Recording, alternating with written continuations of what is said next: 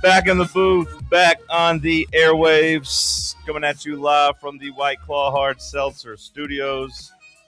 John Reed, Sam Beard, Bad News Bubba, Josh, love it. Happy Tuesday morning to you, July 28th, as we creep closer and closer to August and closer to football season. Sam, top of the morning to you, friend. Top of the morning to you, John. What's up? Not a whole lot. Run-of-the-mill Monday for me. Watched a little movie, relaxed a little bit, took a little stroll around the block. Watched Hard 8 last night. Okay. Have you seen that?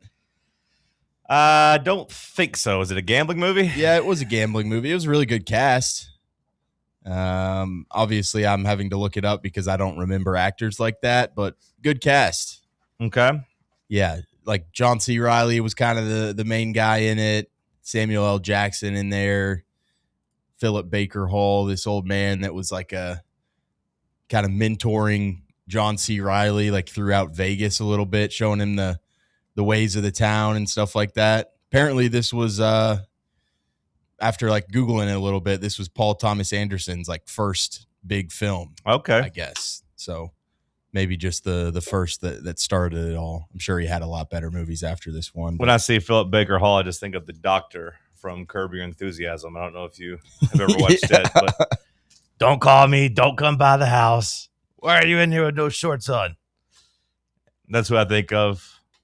John C. Reilly in a serious role seems interesting. Yeah, it was I just kept like I feel like it was one of those movies where like he's playing a serious role and you just keep envisioning him in his unserious characters. Yeah. So yeah, I was just kind of expecting him, just to be like Step Brothers, John C. Reilly or something like that. Was it good? I thought it was pretty solid. Yeah. Do you find yourself to be a tough critic, or are you usually pretty easily entertained? No. Yeah, I feel like I'm pretty easily entertained with most movies. You got to do pretty bad, I think, to rub me the wrong way. My old lady went to the annual Josh Heupel Ladies' Night over on campus, which was funny. She still came home to you. She still came home. Yeah. Josh has lost a little weight, but I don't think he was actually there. Or if he was, he didn't. That kind of defeats the purpose of the night. Yeah, they had other people. Like Jim Knowles was there.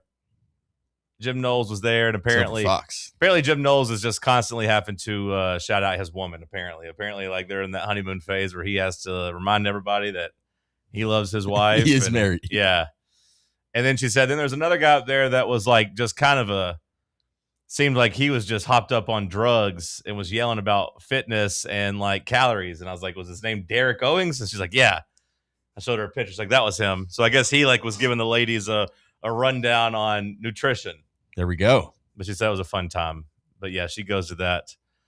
So she was out at that last night. So I was at home alone with no sports.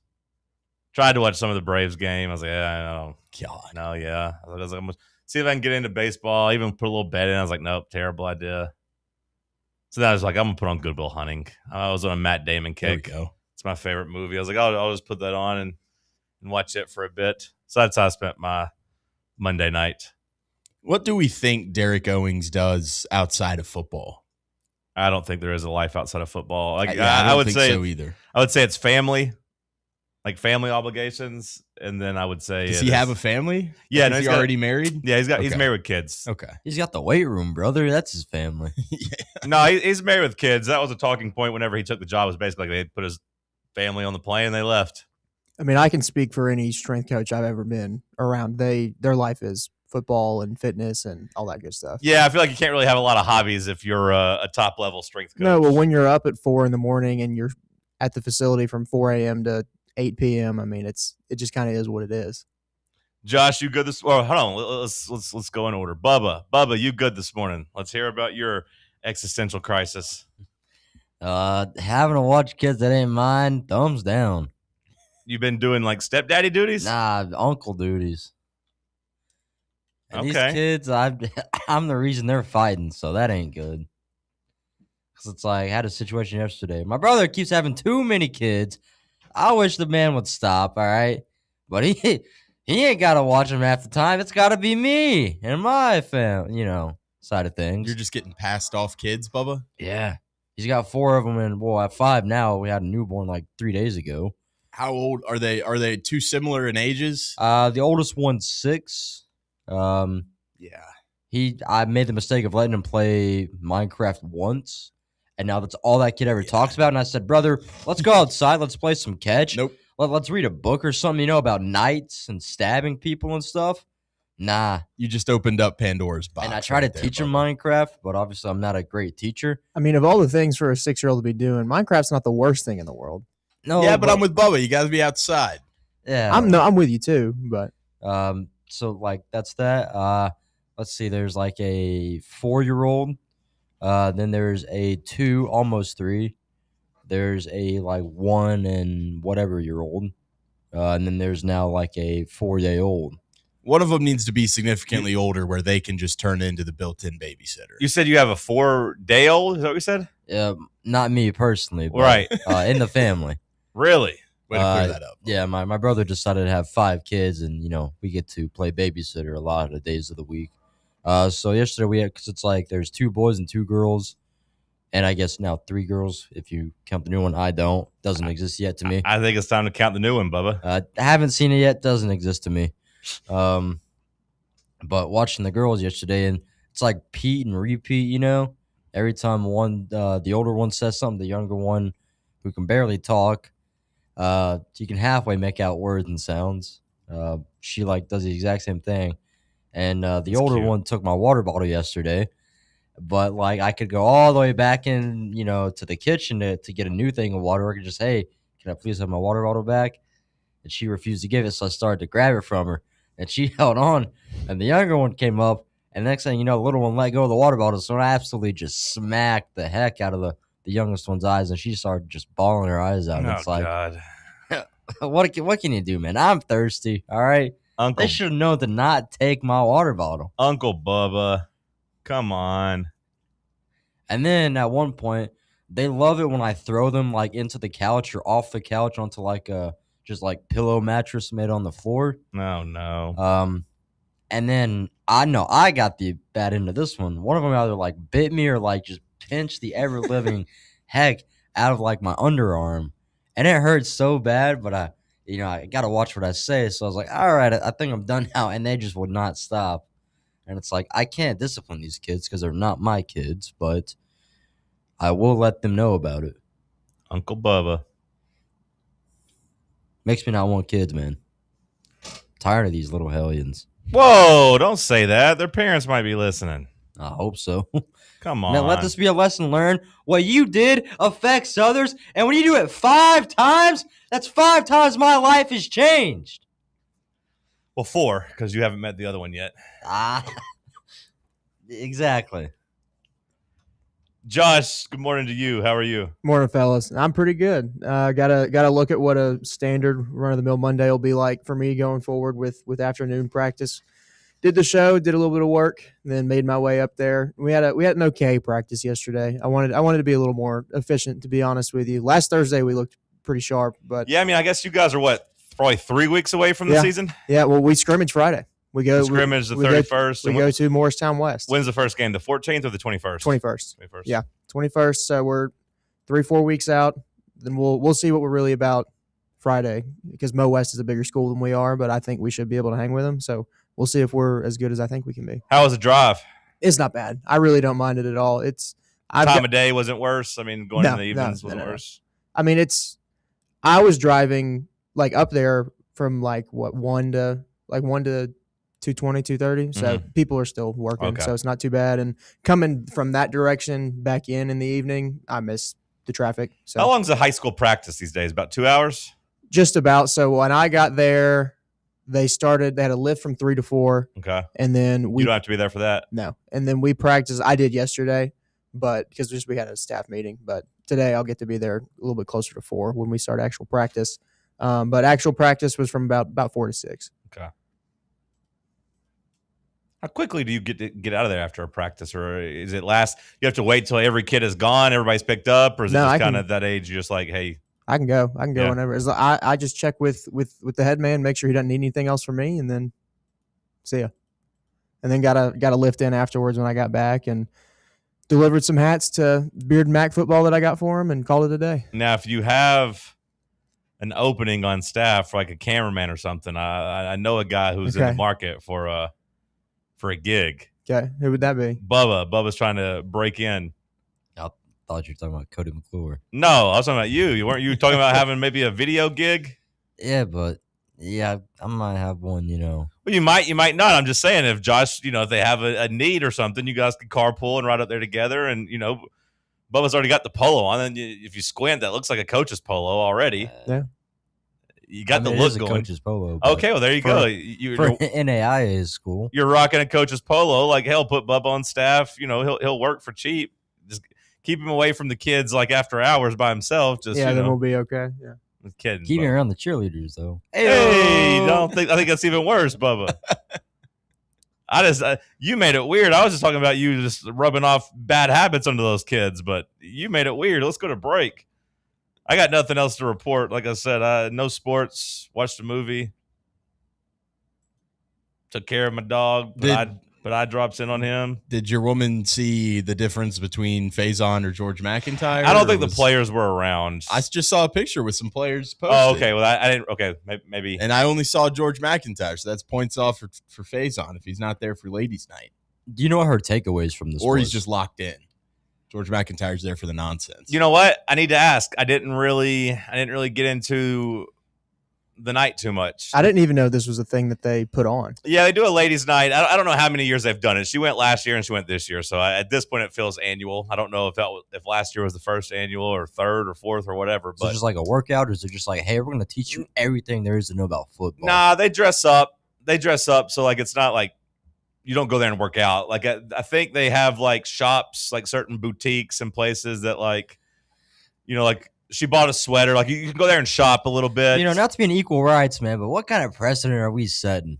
Well, when I say shop, I mean, need my lady to come home with Yeah. some damn shoulder pads, some eye black, the cleats to go with it. I don't need her coming home with these orange high know what? heels made by Southern Belle Boutique. Josh, I take it back. Maybe keep Bubba away from the players for other reasons. Might not be a too. bad idea. Yeah, if he's fantasizing about players and shoulder pads and his I'm woman. just saying, the way we market towards women versus the way we market towards men. Okay.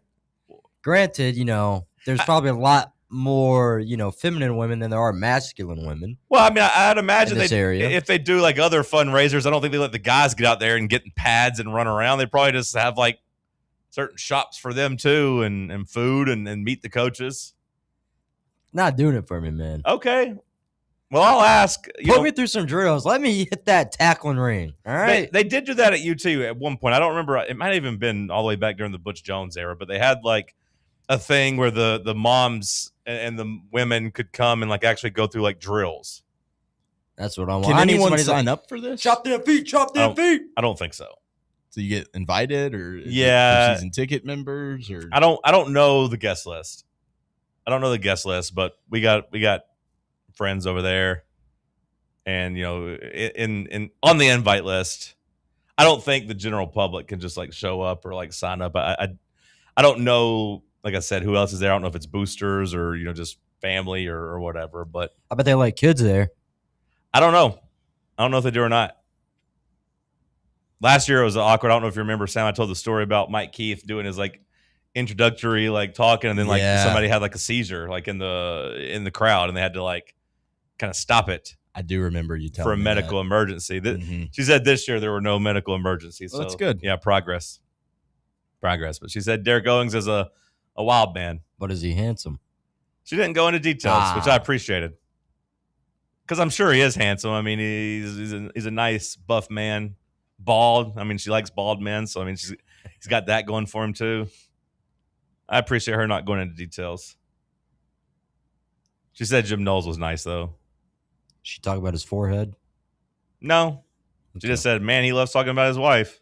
He talk about what a Leo was. I don't think maybe I don't know. I didn't really ask any follow-up questions because she got home, as she's one to do. She'll be gone on Sundays and then come in like right when my golfer's on like hole 16 and like things are getting down to the nitty-gritty. last night, no sports, but she came home right, whenever Robin and Matt were about to make a breakthrough on Good Will Hunting, and I had to pause it. I was like, right when he's starting to really chip away and make some breakthroughs, they're at the park bench, and he's like telling him that hey, he's never been to the Sistine Chapel, he's never been out of Boston. How he ripped his world apart just by looking at one of his paintings. You're an orphan, right, Will? Do you think I know what it's like just because I read Oliver Twist? That line always gets me because it's a good point. So I had to pause it. So I didn't really ask too many follow-ups. Then she was talking about something else that was unrelated, and I was like, oh, okay, yeah. Uh-huh. Boom, I'm paused. Put it back on. Yeah, you good? I had to wait till like a nice little like lull in the conversation. I'm like, okay, boom, back on. Yeah. Can't hit play too quick. Right. You get it. Like if it was sports, I could just hit play and like mute it. Like that would be okay. That'd be a play there, but you can't mute it when they're having their breakthrough. Yeah. Great movie. It is. Yeah. Fantastic. All timer. Yeah. My favorite, I think. It's my number one. How many times do you think you've seen it? All the way through? Probably not as many times as you would think. It's definitely not my most watched movie or anything like that. I'd say probably 5 times all the way through. 4 times all the way through. 5 or 6. I don't know, somewhere on there.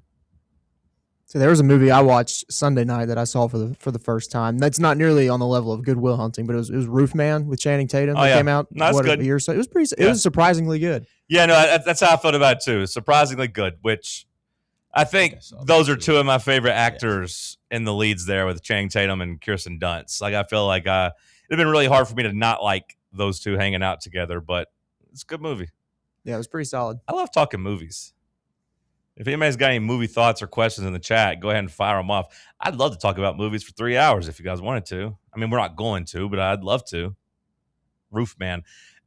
I got to say, though, I don't know if you hung around to the end of that, Josh, where they start showing the real footage. No, yeah, I did. That's one. I stick through all the credits now, but guy didn't look like Channing Tatum at all. No, not one bit. The guy they cast, sometimes they try to at least, have them be somewhat resemble each other.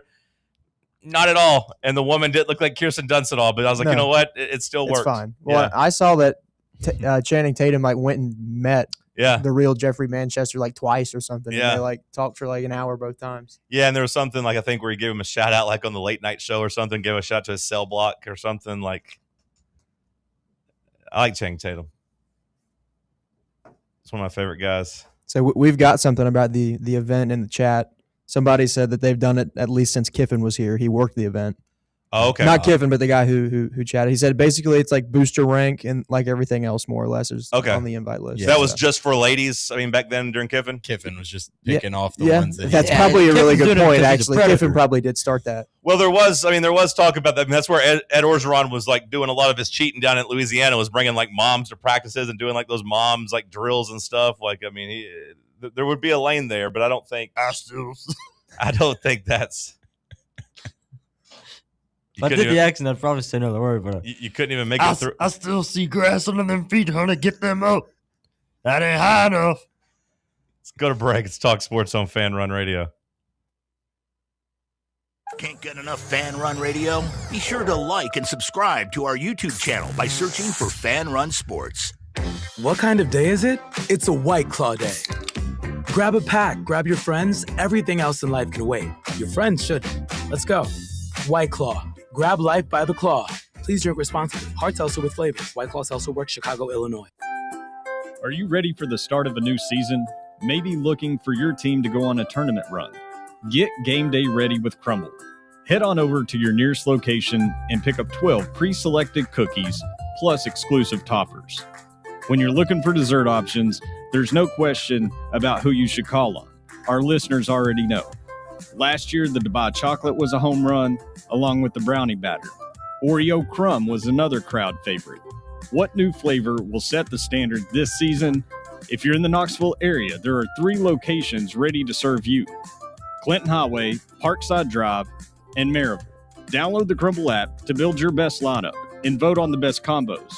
You can even put your bid in to request a new flavor. Order in the app and slide on over to your nearest location. Tell them Fan Run sent you, and as always, it's for the fans, by the fans. Don't miss the cookies. Citizens National Bank. Life is more fun with a Good Life account, offering extra benefits, including bank travel. Experience the trip of a lifetime to Ireland. Explore rolling green hills, historic castles, and charming villages across the Emerald Isle. Get in on the fun. Call 865-429-7935 today. Citizens National Bank. Banking never felt so good. Member FDIC. Located in Knoxville's historic Old City, Barley's offers great food, live music, the best draft beer selection in town, and now your new favorite place to watch sports. Their indoor projector is perfect for any weather, and they've revamped their upstairs area with more TVs to take in all of the action.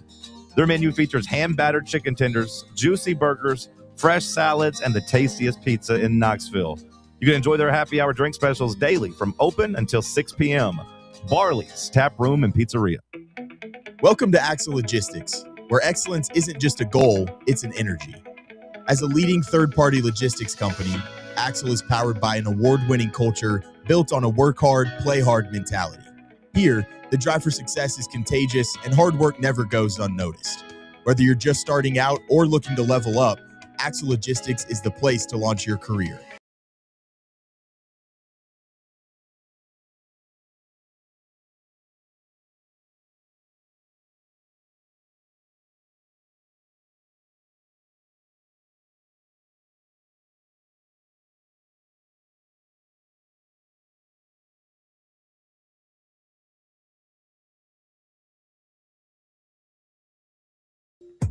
We'll talk some football in hour two.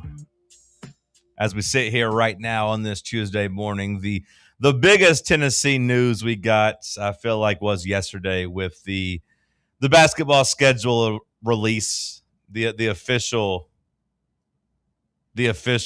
order. We've been waiting for that to see where Tennessee was going to play when, where teams fell on the schedule.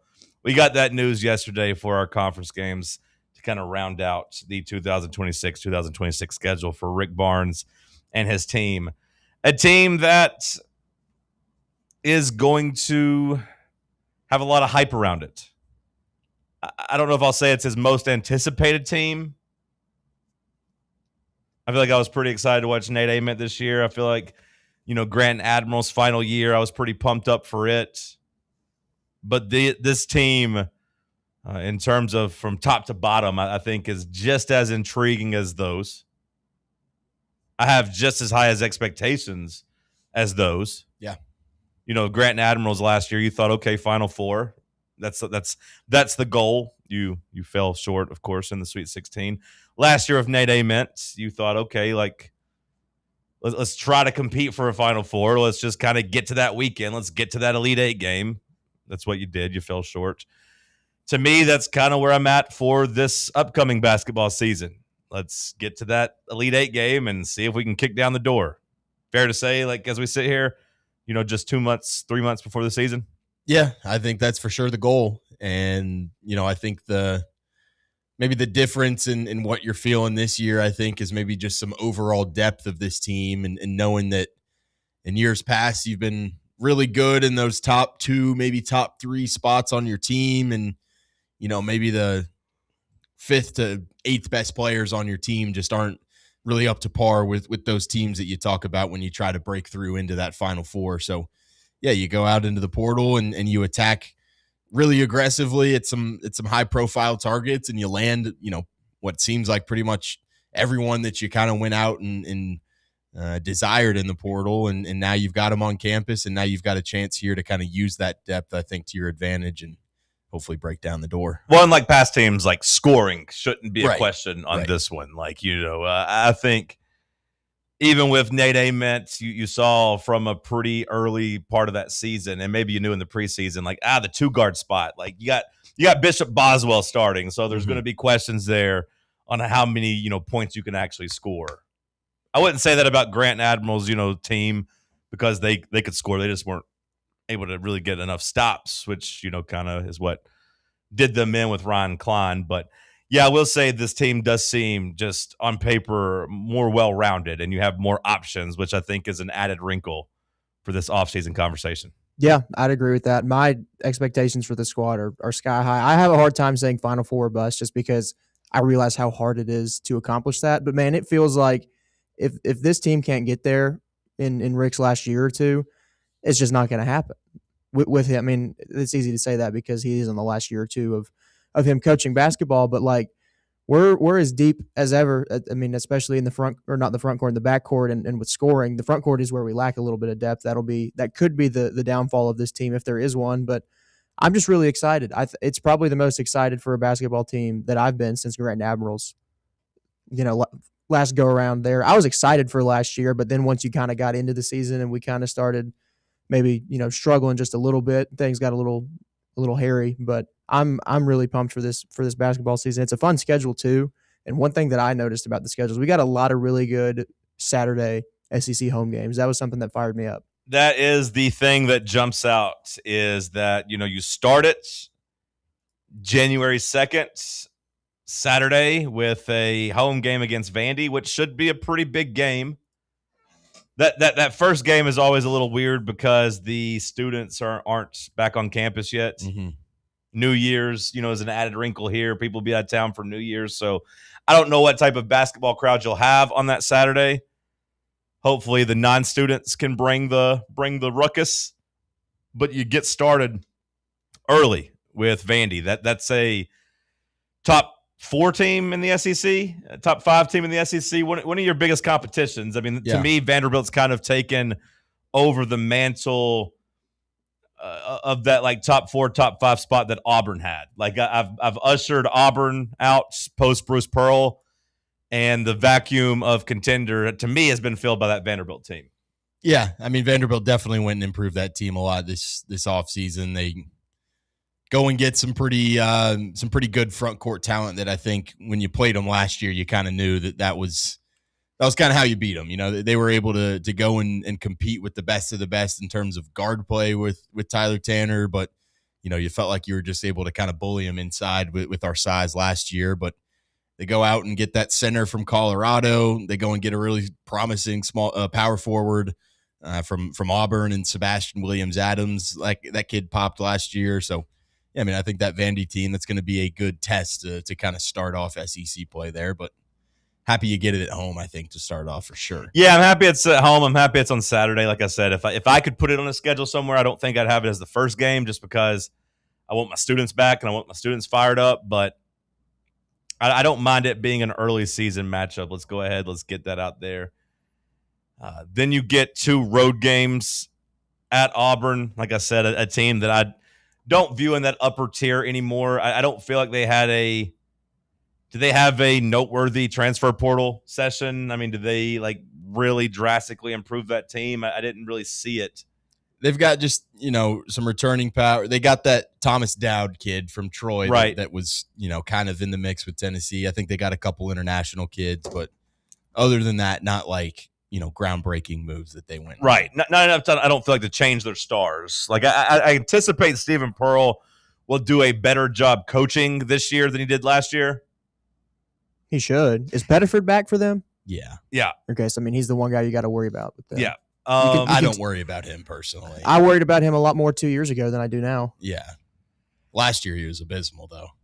I imagine Pearl would be better because he was pretty bad last year. But first-year head coaches, I give them a little bit of grace, especially like if it's their first time ever being a head coach. Like typically you don't see that in the SEC where a guy's making his first starts as a coach in the SEC. Usually he's cut his teeth and learned somewhere. So I'll have a little bit of grace with Steven before like we talk about him getting fired at the end of this year. But I don't think he can miss the tournament again, though. No, I mean, like he's going into it at least somewhat on the hot seat. Like I don't know if they would get rid of him in 2 years, but like if you're him, like you said, Josh, probably don't need to miss the tournament. Probably don't need to do that. You need to find a way to get in the field. That would be a win for them. Just kind of get back into that really the top 8, top 9 in the SEC. I think those would be fair kind of expectations. But either way, like I said, I don't view them nearly on the same level as they were when Bruce was there. At LSU, I know Will Wade is there. They don't even have a team right now, though. They got like 4 guys on that roster. Yeah. Will Wade did not necessarily hit the ground running. I don't know if the Children's Hospital money bounced, if they have sucked it dry and cleaned it out from all the times they've stolen from it, or if Lane Kiffin just took all the money, or if everyone's like, you know what, we don't really want to hitch our wagon to Will Wade in the year of 2026. But yeah, they're struggling to even fill out a roster. So like I do think those 3 games combined with your next home game against Missouri, so Vandy at Auburn at LSU, Missouri at home, I do feel like that's a schedule that sets you up to start 4-0 and to really hit the ground running and have some hype. Like, I know it's tough to win on the road in the SEC. Those 2 feel like wins you should have. Well, if we're going to be as good as we think we should, you got to win those games. Yeah. It's not like if you had an early season road test with a new team in the SEC, I'd look at that and say, okay, like, yeah, you're not going to go in and win at Arkansas. You probably wouldn't. If your first game was at Vandy, I wouldn't expect you to win that game either. But at Auburn, you should win that one. At LSU, you should still win that one. And I don't think you should lose to either Vandy or Missouri at home. So that jumped out to me, is that like this new team should get some confidence and should kind of be able to ease their way in, hit the ground running in conference play. Well, I think you better hope that you start 4-0 there, because I think, you always kind of talk about like what's the defining stretch of the SEC conference play that kind of makes or breaks the year for you. And I think after those first 4, it's those next 5 to me that's the big kicker, where you get Arkansas at home. You've got 2 tough back-to-back games at Kentucky, at Texas A&M. You have to come back home after A&M and then play Florida. And then I just feel like with how tough those 4 games are, that next game at home against Georgia is one that you better not hope you lose at home. Yeah, that Georgia game kind of right in the smack dab in the middle of your conference schedule, but also, like you said, just after a really tough stretch. That's going to be an important game for like bounce back purposes. If you kind of struggle and lose to Florida and don't perform well on the road, you're going to really need to win that game. Or you're going to be coming off of a big win against Florida and need to like sustain that momentum and sustain that, and you need to kind of make sure you don't fall into a trap. Florida, I mean, like they're still on pace to be the preseason favorite. Is that right? Or did Texas? I don't know if Texas maybe passed them, adding Spears. No, Florida's got the entire team back. Yeah. We do have our bye week between Arkansas and Kentucky, though, so there's not going to be a game midweek in between that, which could benefit us there in that stretch. Yeah, so I mean, like that's another big Saturday home game. Calipari coming in, bringing his guys into town on January 16th. And you got the week off before you go to Kentucky. Right. Which should help. It should.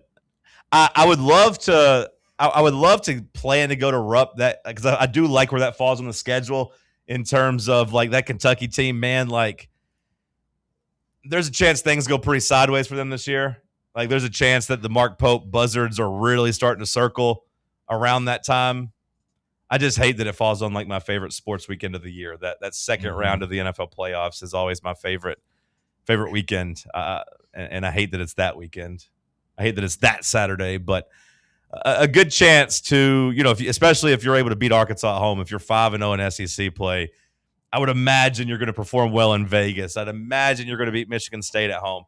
Like there's a chance Tennessee could be like top 5 in the country at that point by on the that schedule. Kentucky game. Yeah. You could. I wouldn't dismiss State, though. I mean, State's pretty good. No, I know. I'm just saying I am personally at the point where I believe Tennessee should win every home game. Like I know they're not going to go undefeated at home, but like of their home schedule, I don't think they should lose any of those games before Arkansas. Like Arkansas is going to be tough. No, they shouldn't. But like Vandy, Missouri, and then Michigan State. I give Tom Izzo respect, but they shouldn't be able to come into Knoxville and beat you if this team is going to be nearly as good as we think they are.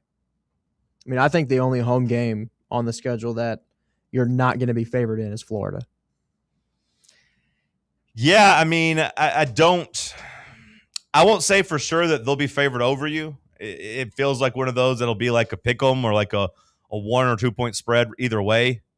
Florida probably will be favored, Josh. I do think you're right, but like I don't think it'll be a big number or No, even it like won't be huge, but I think Florida's going to be favored in every game they play. yeah. Road favorites are so tough to come by though in the SEC against like highly ranked teams. If Tennessee does come in ranked top 10, like I said, maybe like a 1.5, 2.5 point spread, something like that. But yeah, but I mean that goes into what I'm talking about. Like when you look at the home slate, I'll give you 2 losses a year just because I know basketball happens and shots don't fall and sometimes you don't have it. But like I always struggle with picking what games I'd be okay with it being. Florida, I want to beat them. It sucks that they kind of own you. I mean, as much as you hate them, you got to try to be realistic at some point and be like, it's a pretty dang good team. So. No, it is. But Tennessee typically has performed well in their big games at home. We have. So, like, I don't think it's unrealistic or being too big of a homer to think, hey, that could possibly be a top 5 matchup when Tennessee and Florida play on January 30th. Possibly. And if that's the case on a Saturday, like, I've seen what the Thompson Bowling Arena at Food City Center looks like whenever it's a big game. And, like, Rick Barnes and his boys are really tough to beat. And, I've seen Florida lay a couple eggs on the road.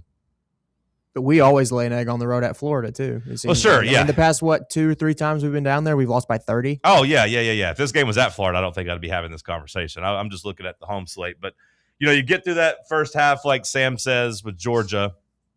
What's Missouri supposed to be this year? They went out and added some key pieces. They got Jalen Carey. They'll be solid. Yeah. They do have Jalen Carey. You get Jalen Carey twice. Got to see him twice this year, yeah. Yeah. At Oklahoma, Kentucky. So your home game right there, the Saturday. Again, another Saturday. Shout out to the schedule makers. Saturday before Valentine's Day. Nice little date night, Sam. There you go. It's the day before the Super Bowl. And the day before the Super Bowl. Super Bowl's Valentine's Day this year? Yep. That's right. I think we've got a really great away schedule. I don't really see too many away games that strike a whole bunch of fear in me, maybe outside of the Texas game. And then, Kentucky's obviously one that you circle every day or every year.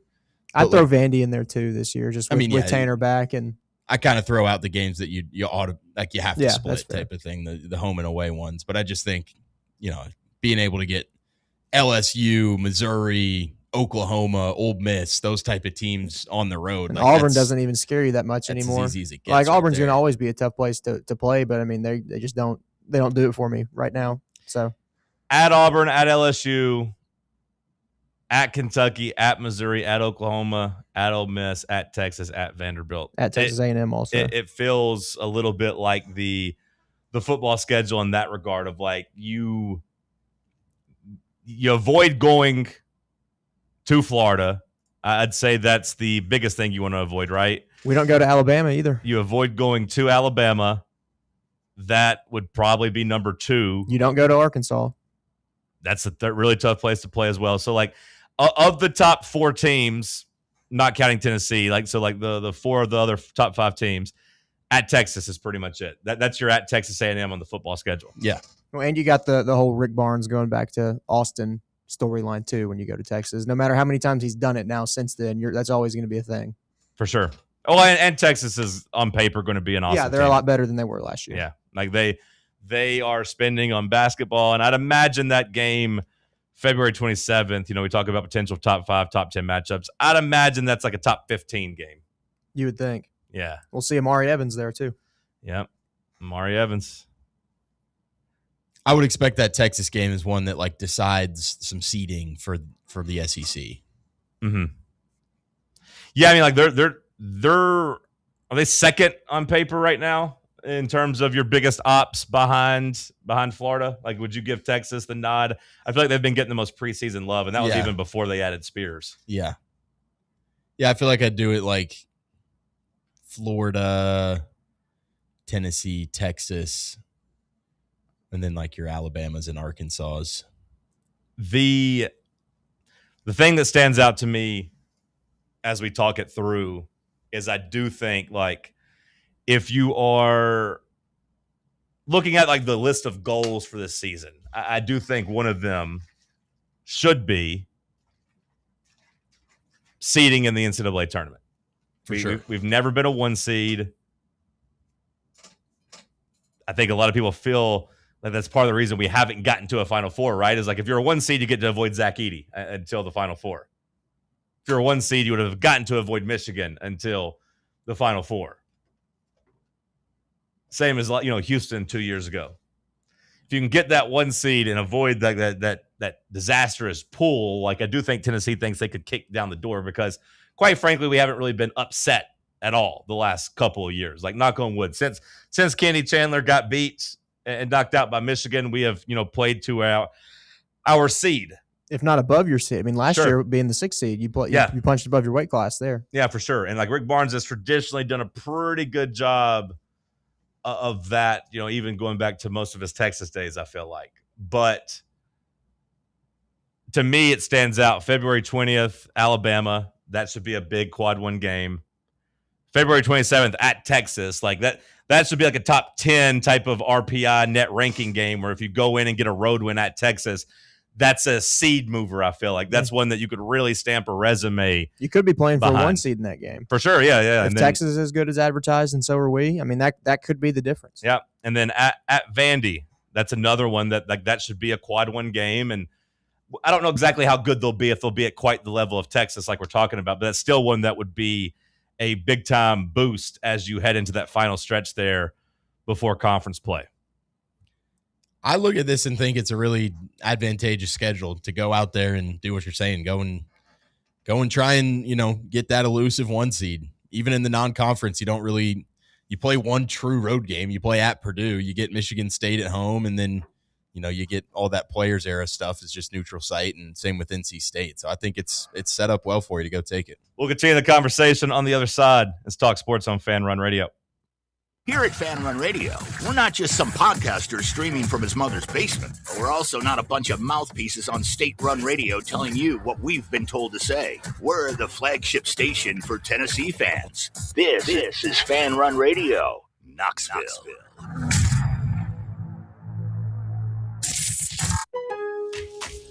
Planning for spring at Lowe's means big savings on outdoor power equipment, and Lowe's knows nothing feels better than free.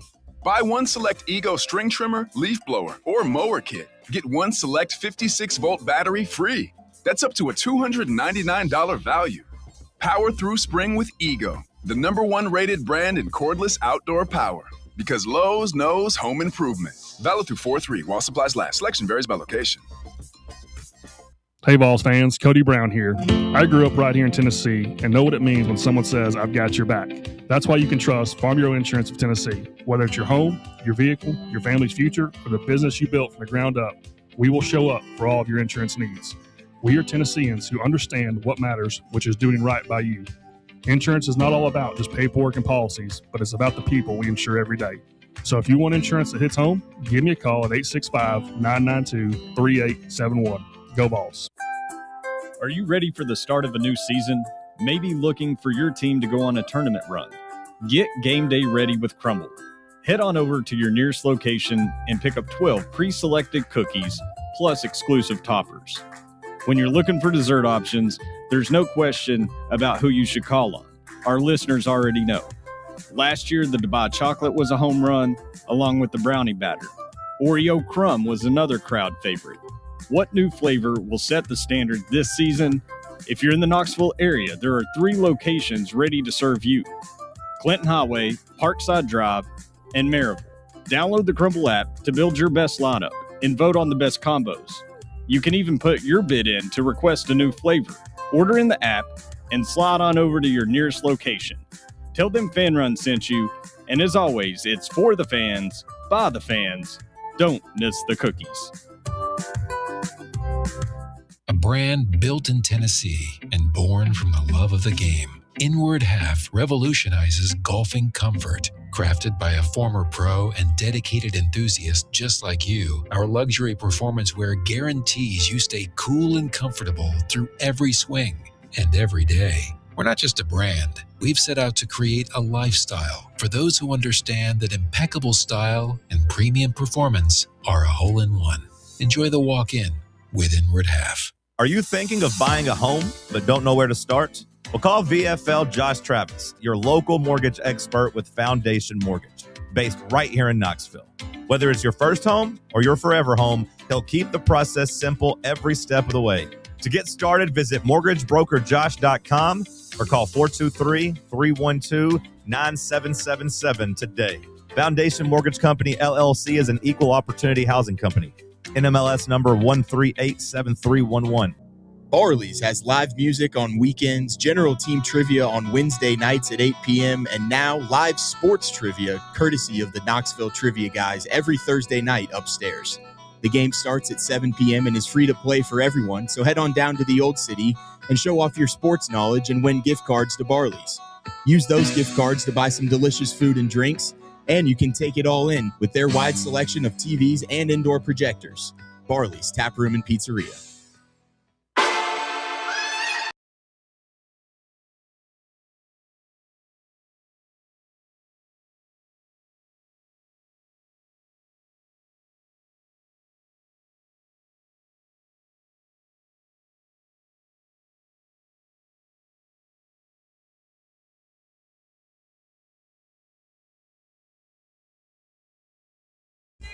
Back in the White Claw Hard Seltzer Studios. Drink the light, refreshing White Claw Hard Seltzer. Have a drink, a toast to me, to Fan Run, to whatever you need to toast, whatever you need an excuse for. Bubba's new niece, Bubba's new coaching opportunities, Bubba's new ventures, trying to land a woman, telling her, quote, "I would die for you." Should tell your buddies, like, I just got to go see about a girl. That's what they said in Good Will Hunting. I had to go see about a girl. Nice. Your Saturday matchups, your Saturday home matchups: Vanderbilt, Arkansas, Florida, Kentucky, Alabama. It's pretty damn stout. It's all you could want.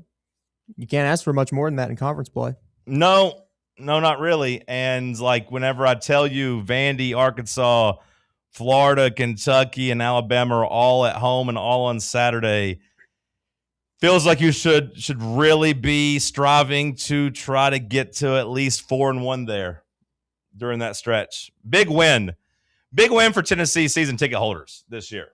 I think both in football and in basketball. Like, I know the cost of everything is going up. I know everything's more expensive, but I do feel like this might be the best duo home slate I can think of in a long time, if not ever. That is a good point. I mean, I even remember, like, even when just the non-conference was announced, I feel like some basketball people were like, man, that's a kind of a disappointing home slate. And then you get, your SEC schedule announced, and I'm sure all those guys are like, all right, we're good with this, I think. Well, right on the heels of also adding Michigan State, Yeah. which I think drastically changed the math. So, yeah, like over the last 2 weeks, you've picked up some really, really good vibes if you are a basketball season ticket holder. You'll have some good matchups, and if you're somebody that wants to sell your tickets, try to make some money, you got some opportunities to do that because those Saturday games are easier for people to get to compared to your midweek games. Midweek games, what? At home you got Missouri, you got Georgia, and South Carolina and Mississippi State. Like, yeah, it's going to be tough to move those because those are probably the weakest teams in the conference. I imagine is Georgia maybe a little bit better, but like still going to be near the bottom of the conference for sure. Missouri, I know they'll be a little bit better, but still at the bottom of the conference. So yeah, like the weekends will be fun. Those midweek games, though, Sam, there might be some real kind of, I don't want to say sparse crowds because I think people will still show up, but like the energy might have to be generated. Yeah. Honestly, from like a team's perspective, I hope that's not just such a consistent thing in our schedule that becomes like a negative driving force almost, where it's like, oh, we're so looking forward to this big home game this weekend, and then you kind of fall asleep in your midweek game against just one of those kind of middle of the pack, bottom tier SEC teams, and then it sneaks up on you, and all of a sudden you're in the Final Four time, the Final Four media timeout, and you're sitting there in the second half, and you're like, all right, we're in a 4-point game. We got to get this thing locked down or something like that. So I think it's obviously, a favorable schedule for you, but it's also one that kind of proves you can't have many slip ups because you just play too many big games at home to where you can't slip up at home in a midweek. You think we get game day back in Knoxville for basketball for Saturday? I feel like, it's almost a lock at this point. Yeah, I don't really know what goes into their decisions on game day. They generally just do the best game and try not to repeat spots. Then I would imagine we get it at least once because, I think with the Saturdays that you have, at the very least, I don't really know how there would be a bigger game on January 30th than Tennessee hosting Florida. Unless it's Duke, North Carolina, because they go to Duke, North Carolina over every game every Saturday, twice a year. That's pretty much the only one. That to me, that's pretty much the only one that would get the rub there. Maybe that's that same weekend. Yeah, I haven't checked, but that one, I don't think it's been put out yet. That one feels huge. If not, maybe the Alabama one on February 20th. I don't think Kentucky's going to have that juice, this year. Vanderbilt, I don't know if they'll have it that early in the season. Tennessee, Arkansas just doesn't feel like a rivalry or a big enough game to have it at, but we'll see. Do you believe Calipari? He said he called 300 schools. I know he's being hyperbolic, but he basically said we couldn't get anybody to come here and play us. I guess I believe him. Feels a little weird. 2 weeks after Tennessee basically called Michigan State, and they're like, yeah, we'll come down there and play. Right. It either just seems like you've waited for way too long, or you're just kind of lying out of your, or no one likes you. I don't think that's the case because I do think most coaches like Calipari. I don't think he still has the cheater stigma that he had early on in his career. I think for the most part, most coaches like him, or at least tolerate him. Don't necessarily dislike him. Maybe I'm giving his relationship with Rick Barnes too much credit. Maybe other coaches don't necessarily co-sign him. But also, at the same time, I feel like if you're, like you said, if you're just now calling people over the last couple of weeks trying to get them to come, it'd be tough to convince a good school to come on the road to Bud Walton. I think a lot of teams are just scared with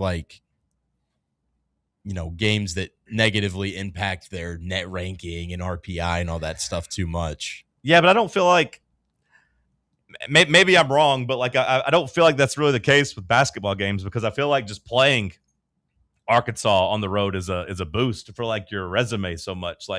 Yeah, sure, you don't want to get blown out. But if you can go down there and think that you can keep it within 15 points, I feel like it would be just a resume boost for most schools. I would imagine that most of the schools that they're calling on are like, oh, we might play at a neutral site. Yeah. And they're like, I don't really want that. We don't really want to travel to Arkansas. It's tough to get down there. We don't really want to have to mess around with that. How about we just play in Nashville? You go with that? No? Okay. All right. Hour 1 in the books. We'll kick off hour 2 with some headlines. We got some NFL to talk about. Stick with us. It's Talk Sports on Fan Run Radio. The flagship station for Tennessee football. Fans. Fan Run Radio. Blackford Veterinary Surgery Referral specializes in surgeries not regularly performed by your pet's general veterinarian. They're currently accepting referrals from vets all across the country. With their newly renovated state-of-the-art surgery center and highly trained staff, clients can rely on professional and thorough care. If your vet says that your pet needs surgery or rehab, ask for a referral to Blackford Vet and let them get your best friend back on its feet. Located conveniently in West Knoxville. For more information, visit blackfordvetsurgery.com. Hi, this is Dr. Stephen Malone at Knoxville Smiles. Has it been a while since your last dental visit? If so, I'd like to invite you to come see us.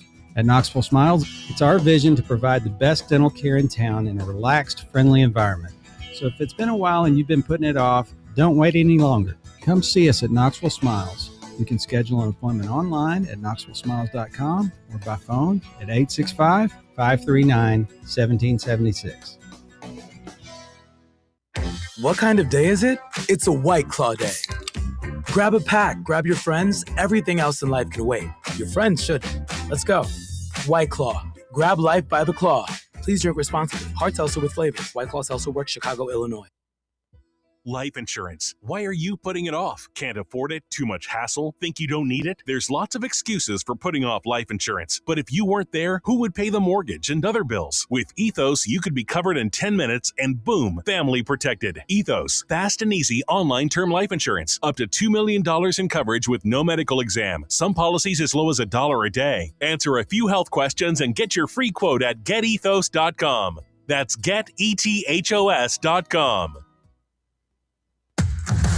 Smoky Mountain Brewery is the place to be for game day. From the moment you walk in, it's wall-to-wall big screens, making Smoky Mountain Brewery the perfect place to watch the Vols or your favorite team in action.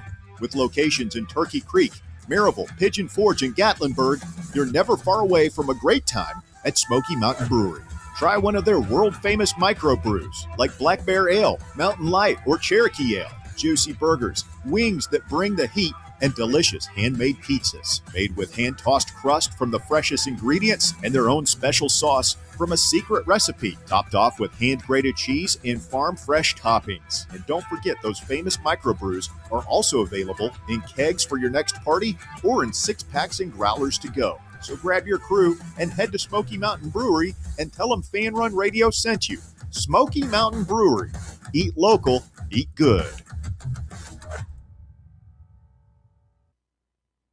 Join us for the third annual Fan Run Night at the Smokies, Thursday, August 13th at Covenant Health Park. Come hang out with the Fan Run crew and arrive early to pick up some swag as we watch the Smokies take on the Rocket City Trash Pandas on a thirsty Thursday, featuring half-price draft beers all night long. It's the third annual Fan Run Night with the Smokies, Thursday, August 13th. Listen to Fan Run Radio for details on how to score free tickets.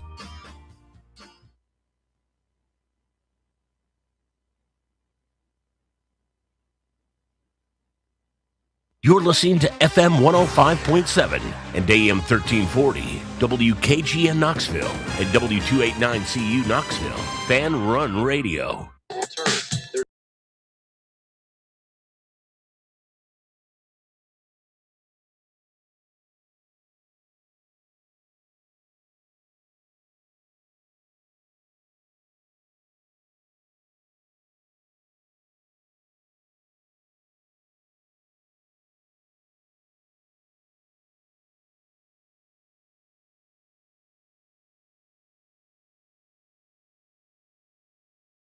Hour number 2 kicking off here in the White Claw Hard Seltzer Studios.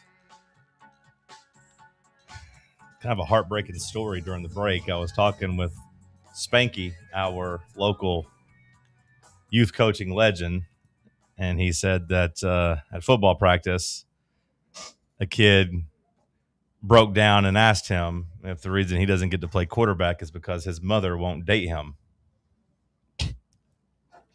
I'd say, heck yeah, that's exactly the reason. Well, son, she just don't want you to be successful. You take it how you want to. Your mom, let's just say your mom don't care. Your mom don't care if you're quarterback or not. That's a question for her, not me. Hour number 2 kicking off here. Let's kick it off with some headlines. Josh, get us started. Yeah, Buccaneers defensive lineman Vita Vea has requested a trade that came out yesterday per Adam Schefter. Vita Vea, kind of sad because, I mean, he's been with the Bucs his whole damn career. He's been a Tampa Bay legend, the modern-day Warren Sapp for them. But he said, hey, I want a new contract.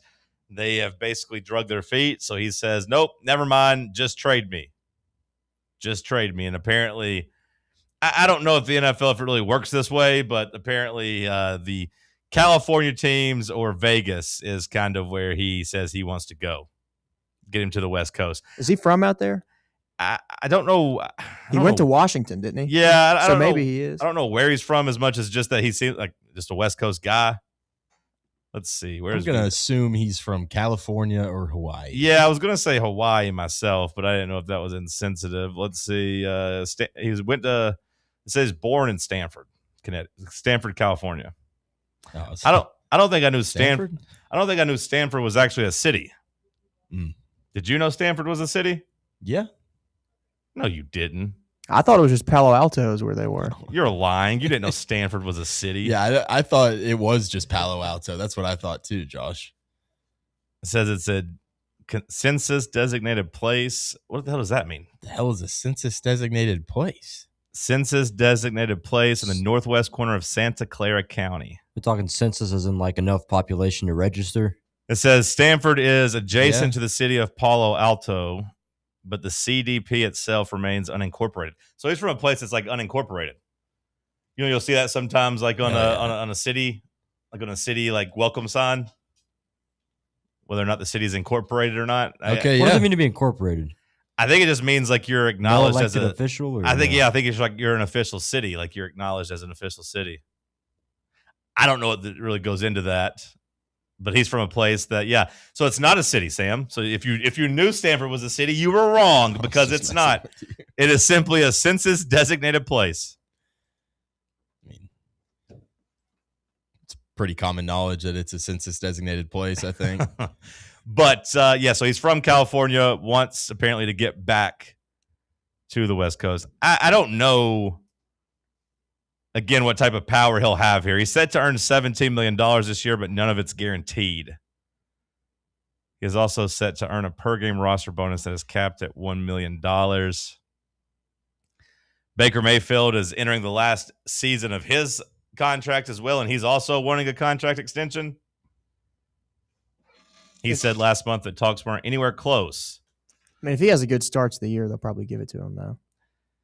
Yeah, Vea, I would imagine probably not. I mean, they'll probably move him. Yeah, he's getting to the he's on the wrong side of 30 now. He's 31 years old. Has he really been in the league that long already? Yep. 31 years old. So I mean, like he's still been really good, but the NFL, it's tough to like give those guys that last kind of contract when they're already in their 30s. So I kind of understand Tampa Bay's hesitancy here. We'll see what they could get in a trade if anybody was willing to trade for him. Sounds like he went on Kay Adams' show a while ago and said his dream destination is to play for the Broncos. Okay. Well, that wasn't what was mentioned yesterday. It was California and I think Vegas. But his dream destination is Denver. What if the Rams just trade for him? I'm going to guess they can't do that, but hell, who knows? Getting beefier. Yeah, who knows? It feels like the Rams or the Eagles are always in the mix for somebody. Hell, the Patriots, who knows? Vita Vea, though, a name to watch as training camps all starts. All the training camps will be started by the end of the day in the NFL. It is almost here. Vita Vea and Aaron Donald up the middle. Byron Young and Myles Garrett on the outside. That'd be pretty tough. Just teams running the ball like 15 times. I mean, that defense, as an offensive lineman, that defensive line that you just mentioned is just nightmare fuel. That's just terrifying. I'm not an offensive lineman, and I would also say that defensive line is terrifying. I don't think I have to play offensive line to know that I don't want to block. Don't forget, Aaron Donald. They said the latest update from him this weekend is basically that he is going through a rigorous ramping up to see if his body's ready. Aaron Donald is, quote, going through a very strict regimented process. So he's been around the facility, right? Yeah, but I think now they're putting him through let's what see. Is he doing? Because he already works out like an NFL player. He's already in better shape than 99.99% of the human population. I think he's just running into walls head first. I was going to say, I don't know how they would test him physically, bump into him or try to simulate that.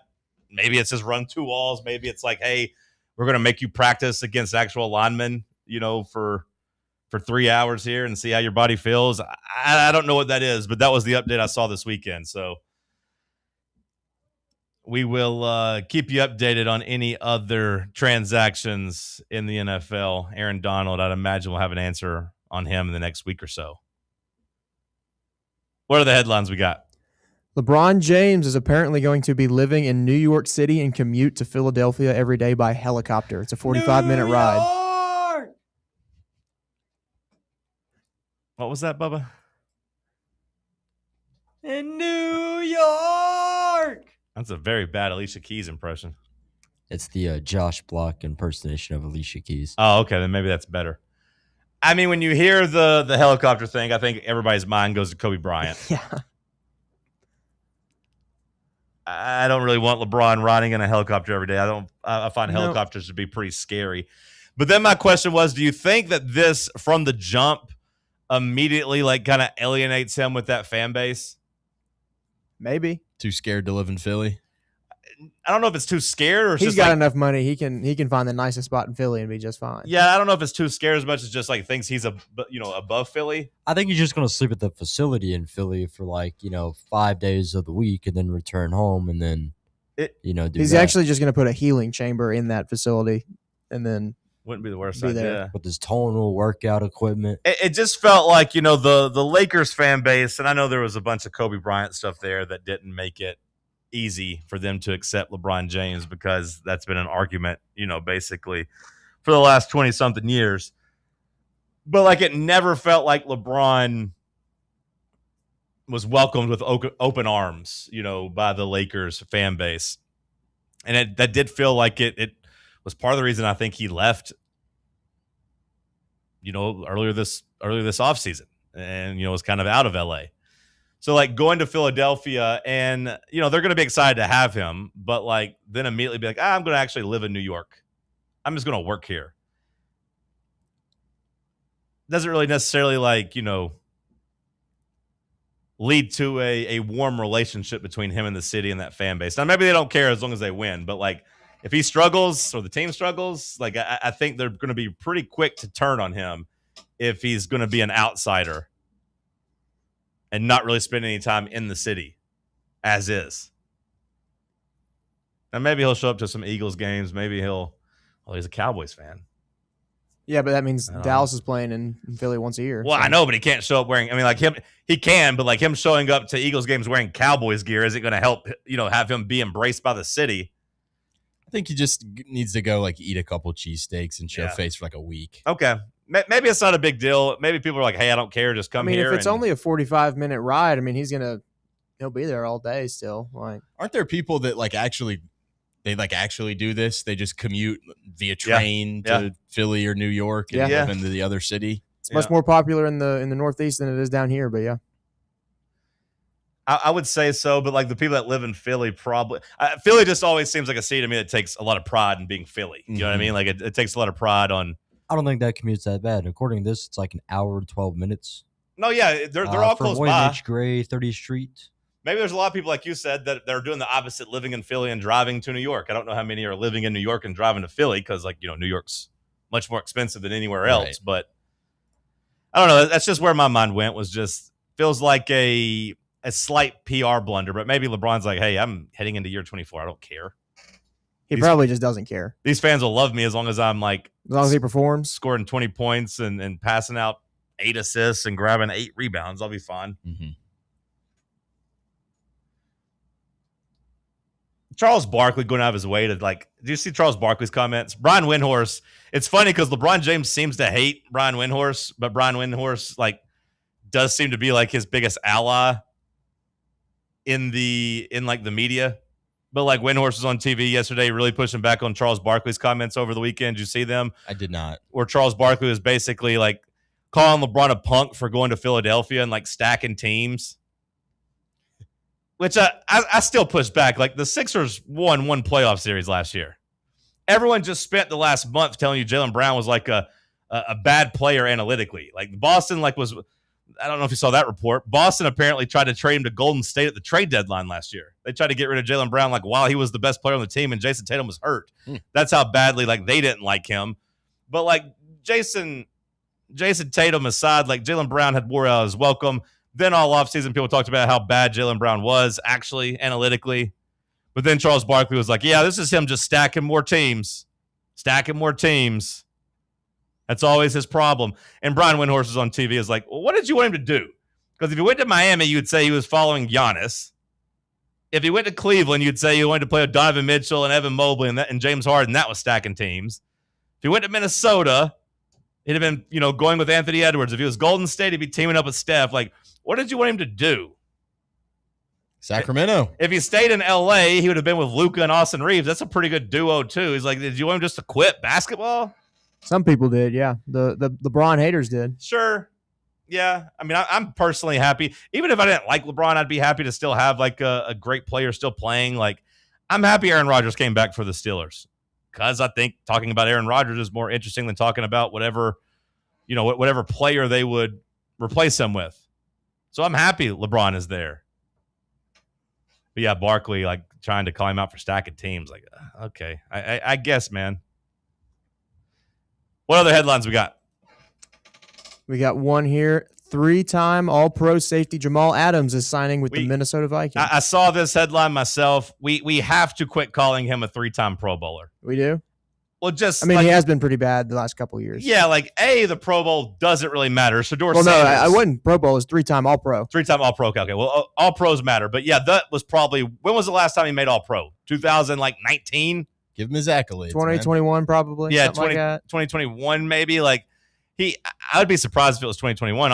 Honestly, but like it's been a while. I feel like since he's been an All-Pro. Let me pull up his Football Reference. 2020. 2020. Yeah. Yeah.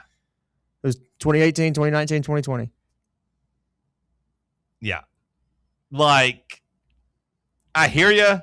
Like, technically, you are correct. He is an all-pro player, but, like... He's not at that level anymore. No, not even close. Like, he's played in 10, 15, 18... He's a Titan legend, though. Played for a grand total of 3 games, maybe. Did he really play all 17 games last year in Las Vegas? That seems weird. Because, like, from 2022 to 2022, 2023, and 2024, he played like a total of like 15 games. I didn't realize he played it. I don't know if that's true. Pro Football Reference. I guess I'll trust you, but they say he played in all 17 games last year for Vegas. So maybe he's fixed his injury problem. But either way, he's still a far, far cry from an all-pro player. People still get excited about him, though, for some reason. Yeah. There's so many like safeties out there that are still spending every waking hour of their day committed to getting back into the NFL that just get so mad whenever Jamal Adams gets signed. I would. Do we know? Or I guess linebacker now. He played linebacker like That's fair, yeah. Do we know how He'll much play money edge they rusher paid him? next year. Too much. I can't imagine it's more than like the veteran minimum. I don't know what the veteran minimum is in the NFL, but I'd be surprised if he was making more than like $1 million.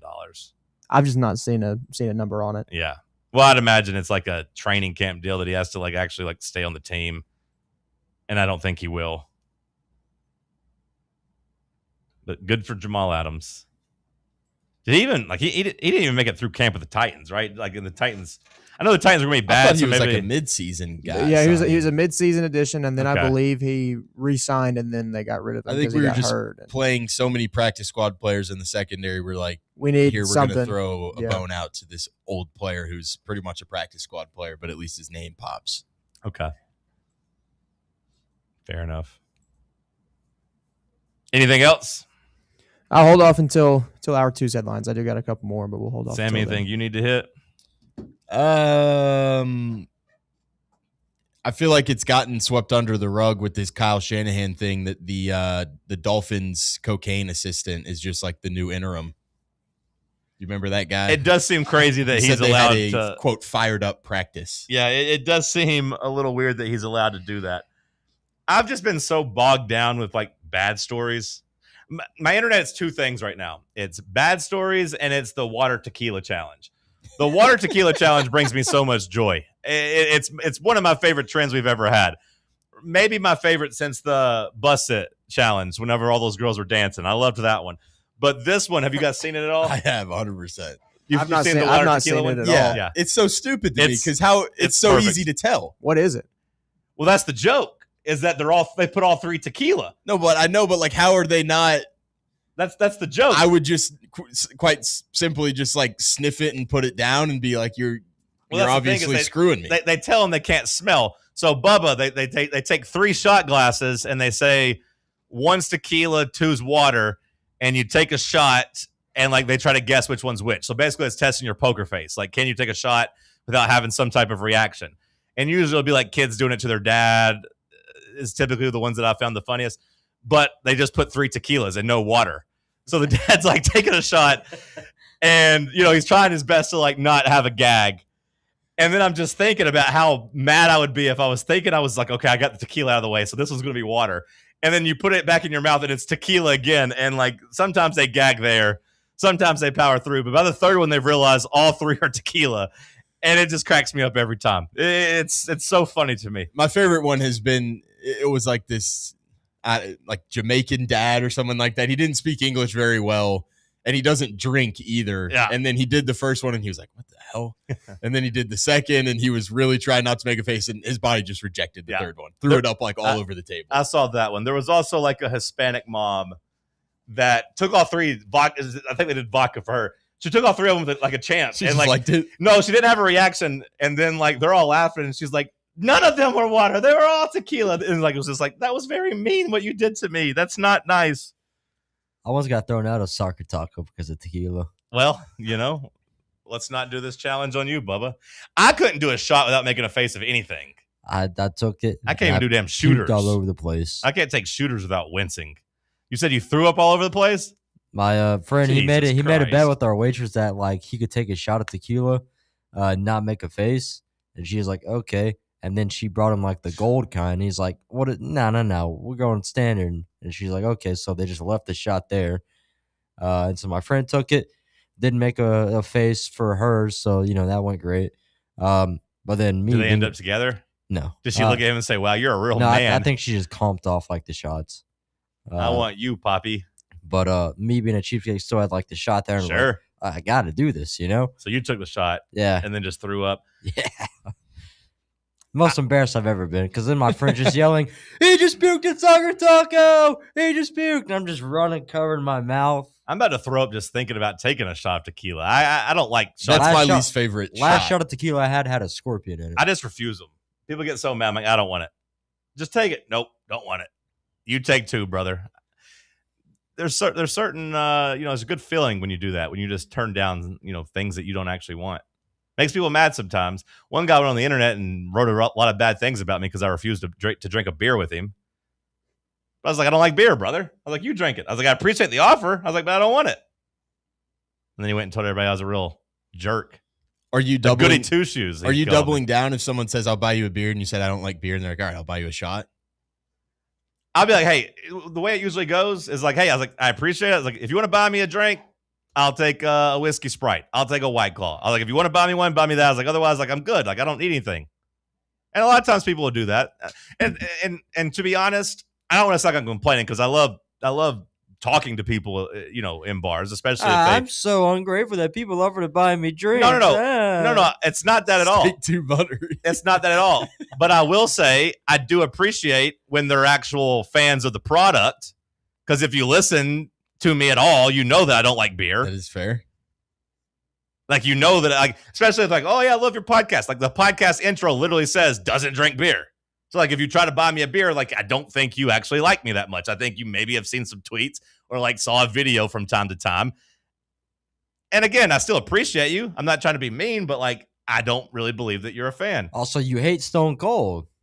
No, I love Stone Cold. No, they weren't that narrative. I love Steve Austin. Is that what you're talking about? Yeah. No, I love Stone Cold Steve Austin. But he drinks beer. He drinks whiskey and tequila and vodka and stuff too. He had a whole thing about it. What? Couple tequilas. What? Like, yeah, I mean, like, it's fun. And if you really love me, you know that, like, hey, White Claw is my biggest sponsor. Like, buy me a White Claw. Represent the brand. So, like, I politely say that. Like, hey, I'm good. I appreciate it. Give it to somebody else. Take it yourself. No, I insist. Okay, I'll take a whiskey Sprite. I'll take a White Claw. And then they give me that, and we dap up. We talk. Yeah, keep it moving. I'm grateful. Bubba. I don't want to sound like I'm complaining. But again, if you actually liked me, you would know that I don't like beer. And that's it. That's all I'm saying. Let's go to break. We got some college football news coming up. Stick with us right here on Fan Run Radio. Big Orange Country's home for sports. This is Fan Run Radio.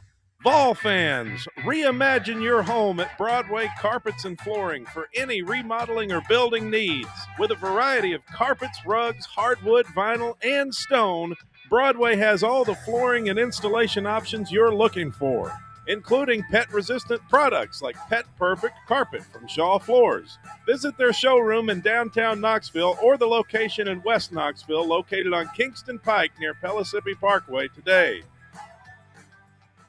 Are you thinking of buying a home but don't know where to start? Well, call VFL Josh Travis, your local mortgage expert with Foundation Mortgage, based right here in Knoxville. Whether it's your first home or your forever home, he'll keep the process simple every step of the way.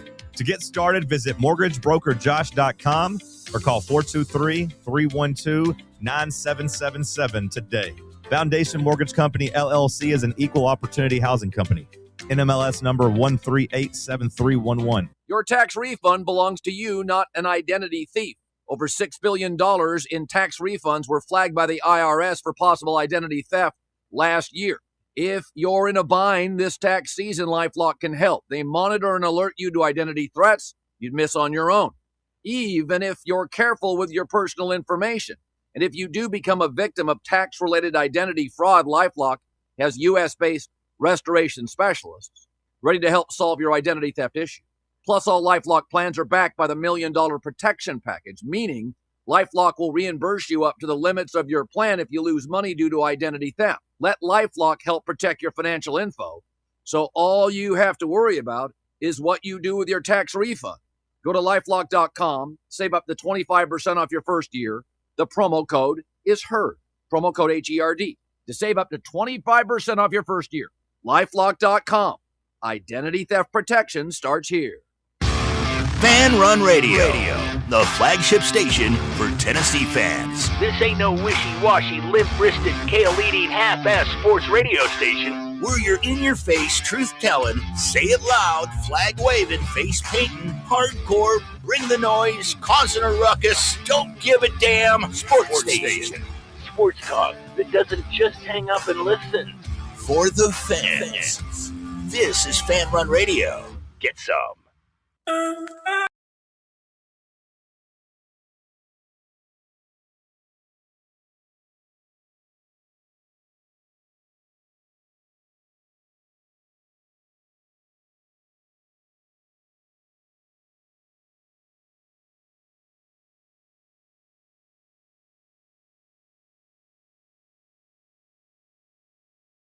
Some college athletic news. I feel like this is the first big one, the first big, massive deal that a school strikes up with a logo sponsor. I know we had Kansas do it on the heels of the Big 12 announcement, but this Ohio State news seems kind of crazy. Ohio State basically getting as much money as the entire Big 12 conference did to put the jersey patch on there, as Ohio State reportedly getting anywhere from $15 to $17 million to put the Epstein Bank on their jerseys across all the sports. JP Morgan Chase, their logo up in the top right above the Big Ten. Yeah, I don't know. I don't know if we should tip the cap for them just making the Big 12 look, as elementary as they already are, or if we should just continue to push the narrative that Ohio State's just, digging deeper and deeper into the Epstein related, funding, I guess, that runs their football team. I mean, if it makes them look bad, I don't really care. I'm not a fan of the jersey patches anyway for sponsors. Like, some of them are fine, like the ones that make a lot of sense. Like, doesn't Florida do Gatorade? I don't know if Florida has a jersey patch yet. Do they not? I don't think. I know there's a couple that make sense, and for those I'm like, whatever. But some of these other ones that are just atrocious, I'm just like, what are we doing? Somebody at the monster Big 12 needs their monster ass kicked, is how I feel, because they just got $20 million a year for the whole entire conference. It's going to look, I don't know if it looks weird on it. Like, I think on the football jersey, I'll forget about it pretty quick. I think it's going to look strange on all the other jerseys. I saw it posted on a basketball jersey, it seems like, or maybe this is lacrosse. I'd like to see the basketball jersey that you think looks weird, because I feel like maybe I'm desensitized to it from watching so much NBA, but they put those logos up in the top, on the shoulder, and it doesn't really even register with me pretty much anymore. Although I will say, when they're shooting free throws, I see the company, I'm like, oh, okay, that's interesting. And sometimes I'll see it and I'll be like, what's that? And I'm interested in it. So I'll Google it. It does work for me sometimes. Now, watching the Oklahoma City Thunder, I don't all of a sudden want to go to Love's Truck Stop. It doesn't work in that regard, in that way. But Maybe it's some of the NBA ones I'm thinking about that like make sense and don't bother me a whole lot. The NBA, like when the Hawks have like the YMCA, I'm like, oh, that's nice, that's cool. It actually looks fine on basketball. It looks hilarious on a wrestling singlet. Oh, yeah, let me see that. Yeah, that looks a little odd. Looking at this jersey though, it does kind of just. I think every photo shoot we've done, I think the 3 stripes look so good on our football jerseys. Like in place of the Nike check. Like I think the 3 stripes, I think they look really good on the jerseys I've seen. I've loved what's been coming out of, all these media days shoots and stuff like that. I think it all looks even more put together now that we've got the like the orange gloves and cleats, because I guess we didn't have that at the time of when we shot like all the Adidas rollout videos. It was just, standard black cleats and black gloves and everything like that. It looks sharp though. Big numbers I'm just a huge fan of. Ohio State though, hopefully they have completely burnt those bridges with David Gabriel Georges. Now they got a little extra money to come back and spend. Of the $17 million, when you spread it out across every sport, like how much realistically do you think goes to football at that point? 10? You think they're not going to break it down that way? I was going to say 12. Yeah.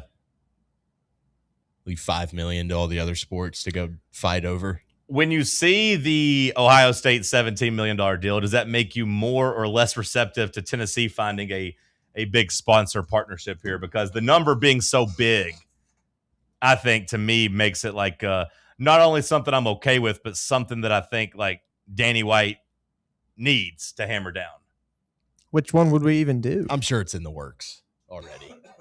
Yeah, I'm actually kind of surprised we don't have one already. But like, I don't know what company it would be. I don't know if it'd be Pilot. I mean, I know that's when it's always kind of Bush's Beans is in Knoxville. But I don't think they got money like that though. Yeah, no, I mean, I don't know who has $17 million to throw around. I mean, maybe that's what makes this Ohio State one so unique, because I feel like the going rate in my mind was going to be closer to like the $3 or $4 million range across all sports. Once you saw, see if you can find the Kansas numbers. I've tried to look for it. I can't. Okay. I thought for some reason Kansas was basically getting the same, basically like $2 million that they were getting from the conference,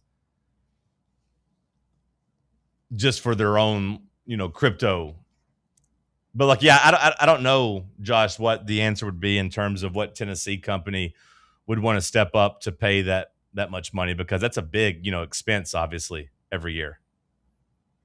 Like looking at some of these other schools, maybe Michigan, the TVA could do something. I don't know if that's a big company that's local. Michigan State did one 10 years, $40 million. Illinois, 5 years, 30. Illinois got a 5-year, $30 million deal. Yeah. With whom? Busey Bank. Okay. So 5 years, 30. So, I mean, they probably felt like they were doing pretty good at $6 million per. Yeah. I mean, I would say that's pretty. I still can't find a number for Kansas. Ohio Hasn't State been released. I don't care. Obviously, such a monster brand in football. Vanderbilt has a concrete one. That seems like the only SEC one that I've. LSU. For some reason, I thought LSU had one too. I just kind of assume every program has one at this point. Well, it does make me feel like they need to. They should. Although maybe Tennessee and Danny White, maybe it'll end up paying dividends to kind of wait. I mean, what if we went with like a FedEx? They're in state. I mean, yeah, Clayton Holmes has got one. I don't know if they got money like that though. FedEx in general is just so ingrained in the University of Memphis that I doubt they would. Yeah, that's a good point. I doubt they would. Because I'm just trying to think of Tennessee ties with Sure. big companies. Because I mean, you've got like First Horizon Bank. They're one. That would be a good one. If Wisconsin can get Culver's, I want Mountain Dew. That'd be so redneck, a big Mountain Dew logo on our jerseys. They wouldn't do it just because the Coke and Pepsi and all that. Yeah. Good point, Bubba. What about just do the Dew instead of Mountain Dew? Wait, so who does anybody already have Regal. Loves? Sorry if I missed that. Anybody have Loves? Yeah. Oh, I don't know. I was talking about the Oklahoma City Thunder. I don't think in college ball anybody Yeah. has them. I just know the Thunder had that. In the, Just wait till NBA Bucky for a while. sponsors somebody. They'll have to do a Texas team. Yeah. They wouldn't do that though. Yeah, I don't know. Like, Pilot put the money. See, on the problem field. is like we want fun sponsors, but we won't get that. I don't care if I would love a Waffle House. Nah, see, I disagree fully. I don't need fun sponsor or not. I just need somebody that's cutting a check. Like a Dunkin' sponsor. Don't care who it is. You need just anyone that's cutting a check. All right, here's Morgan and Morgan. Well, I mean, I don't want to sell out to Jeffrey Epstein like Ohio State did. Yeah, I don't want to do that. Like, I'm saying I don't need to be fun. I don't want it to be Visit Saudi. criminal. Visit the Saudi Arabia. I mean, honestly, would it kill Dollywood? That's what I was about. There's got to be something. She's stingy. In Gatlinburg, She's not Pigeon Forge, Sevierville. stingy. I think Dollywood's a great one. Yeah, she's not. She stingy. keeps expanding her empire up there, man. Put some damn Smoky Mountains on the jersey and just say we're sponsored by the whole entire Smokies. Just put a silhouette of Dolly. Reading Rainbow. Wait, no, that's not her thing. R.I.P. No. She's not Reading Rainbow. No, Sorry. that was LeVar Burton. Yeah. Is he dead? He said R.I.P. Is he dead? I don't think he's dead, is he? I don't think so. It's just it's what you do. But no, like I don't need it to be necessarily fun. I don't want it to be Epstein funded. I do draw the line there. But it does feel like, like now they have become so kind of standard, and it does feel like you're falling behind if you don't have one. Which maybe Danny White, it'd be ironic. I don't know if this would be his plan or whatever, but Dollar General. We should do Dollar General. they can't do Dollar General. They're Tennessee based. Are they? Yeah. We're out of Nashville? Goodlettsville. Oh, I knew that. That's really putting it to the test. If you lose in the Dollar General jerseys, I feel like you're going to get memed into existence. What if we got like a Jack Daniels? Or memed into smithereens. I would imagine they can't do any booze. I don't know. I mean, they're cool with advertising that they sell beer in the stadium now. I mean, who really cares? I'd be shocked if they ever opened up alcohol or gambling money to gambling. I don't think they'll ever touch alcohol. I could see them getting a little bit lax or with tobacco. Yeah, sure. Is Tractor Supply Company big enough? Or is that also out of Tennessee? Mm-hmm. I mean, if you want to stick with orange, you could go Home Depot. Where's Tractor Supply out of? Brentwood, I think, actually. If only Mayfield's was still a thriving business. Yeah, that would have been a good one. How much those Axel boys making these days? I doubt they can afford. We should get Food Lion. Could you get no RNL? They're already spending enough money to be the presenting sponsor in the stadium, I'd imagine. I know. I know movies are coming Regal, back. yeah. No, Regal's a great one, actually. Well, I know movies are coming back, but I don't know if they're coming back to where they're spending 17. Let's face it. Spider-Man's about to make $1 billion. They're going to be just fine. That is crazy. Like, I saw people forecasting close to $1 billion opening weekend, which seems absurd. But I've seen 800. I think it was 800 mil was the They're number. going to have 10 of my monies. I've got opening night tickets Thursday night. I'm ready to go for Spider-Man? Spider-Man. Oh yeah, I bought those tickets 3 months ago. I don't think I think we could put 17 million to bed. I don't think anybody's realistically getting that. Except Can we maybe put fake patches on jerseys? What do you mean fake patches? Just like a fake company. Like Who's Glam. Who's paying for it? Somebody. Somebody's paying for a fake. Or maybe nobody pays for it, but we just want to put it on there just to be included. And we just pretend like we got money coming in. Somebody in the chat just put the Dish Network, but I don't know if they're big enough anymore for that. Xfinity. Charlie Ergen is notoriously cheap. The Dish guy, notoriously cheap. Because we had like a big deal worked out with them at one point. 10 years ago, 15 years ago? At that point, I was going to say like 2010, as I feel like was about the time that was happening. But I feel like a realistic goal would be just to try to get like $10 million. I think you can do Regal for 10. I think that'd be a great one. That'd make me so happy. Two of my favorite things just uniting, Regal and the Vols. I still stand by Tennessee Valley Authority or ORNL. I mean, either of those could be pretty good. Danny White not getting one done early, maybe let the market actually inflate a little bit. This isn't like Danny. No, I know. Typically, I feel like we've been first to the table, and sometimes I think that's come out, to benefit Tennessee. But I feel like, you look at some of these other schools and some of the deals they sign, maybe going to be below market value when everything is all said and done. So maybe if you are a big brand like Tennessee, you could drag your feet just a little bit like you have, and maybe that price has gone up some. Not saying you could say, hey, we can get Ohio State money. But when you say like, hey, we we definitely are bigger than Iowa, who's getting $6 million a year. We're somewhere in the middle there. How about give us 12? That would feel like a win for Tennessee. It is funny, though, like you ask, like, would I be okay with it? Most people probably would have said no to jersey patches, 5, 6, 7 years ago. Hell, maybe even some people feel that way now, but I feel like when you have Ohio State doing it and you have all these other schools doing it, not only am I okay with it, but like I feel like you need to do it to make up any type of, cash deficiency. We've got Bridgestone and Nissan. Nissan's North American headquarters are in Nashville. They'll stick with Vandy, I would think, And then though. Vandy's already got a patch. Who do they got? Some concrete company. 'Cause Okay, they're no, bums. bring them on then. The concrete company is crazy to me. We'll probably do something local like Rackley Roofing. Nissan. I could go with that. Maybe Mike Keefe's got some connections from his time with the Titans. Do you get commission on that? Like, who does that? Do we have does well, I'm just saying, like, do the Vols have like a salesperson over there trying to like get this and like, hey, you land this $14 million client, you get 20% of it? Like, how does that work? Is somebody just doing it for the love of the game over there? Is it Danny White's job? I'd be interested. Someone in the athletic facility just losing sleep every night over the hopes of generational wealth via jerseys. In sales, when you sell something, you're supposed to get paid. You go out and sell a $10 million house, you make life-changing money.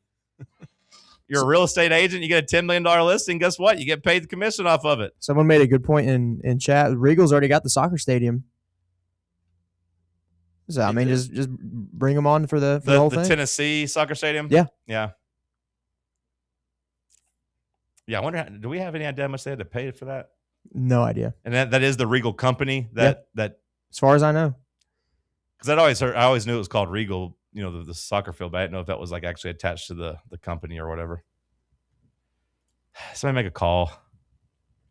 We got Buck in the chat. Hell, Buck works there. Tell Buck to get somebody on the line. Buck, come on, we'll give you some commission. Go get the Vols $15 million. Maybe they'll let you keep some of it.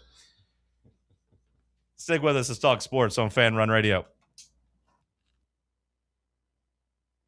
Can't get enough Fan Run Radio? Download the free Fan Run app and take the best Tennessee sports conversations with you wherever you go. What kind of day is it? It's a White Claw day. Grab a pack, grab your friends, everything else in life can wait. Your friends shouldn't. Let's go. White Claw. Grab life by the claw. Please drink responsibly. Hard seltzer with flavors. White Claw Seltzer Works, Chicago, Illinois. A brand built in Tennessee and born from the love of the game. Inward Half revolutionizes golfing comfort. Crafted by a former pro and dedicated enthusiast just like you, our luxury performance wear guarantees you stay cool and comfortable through every swing and every day. We're not just a brand. We've set out to create a lifestyle for those who understand that impeccable style and premium performance are a hole-in-one. Enjoy the walk-in with Inward Half. Welcome to Axle Logistics, where excellence isn't just a goal, it's an energy. As a leading third-party logistics company, Axle is powered by an award-winning culture built on a work hard, play hard mentality. Here, the drive for success is contagious and hard work never goes unnoticed. Whether you're just starting out or looking to level up, Axle Logistics is the place to launch your career. Join us and take your ambition to the stars. To learn more, visit axlelogistics.com. eBay Motors is here for the ride. Go ahead, feel your engine. Admire that perfectly installed exhaust. Your vehicle's moving along this freeway like it was made from fresh installs and a whole lot of love. With eBay Motors, you get over 122 million parts to keep it running. And with eBay Guaranteed Fit, they'll be the perfect fit every time. Plus, at these prices, well, we're burning rubber, not cash. Keep your ride or die alive at ebaymotors.com. Eligible items only. Exclusions apply. Tired of spending your weekends working in the yard? Let ECR Total Landscapes handle it for you. We'll take care of de-weeding your flower beds, leaf blowing, trimming, mulching, and more. Let us do the heavy lifting so your landscape looks great. Right now, get 10% off your first month of our monthly maintenance package when you mention promo code FANRUN. Reliable service, great results, and more free time for you.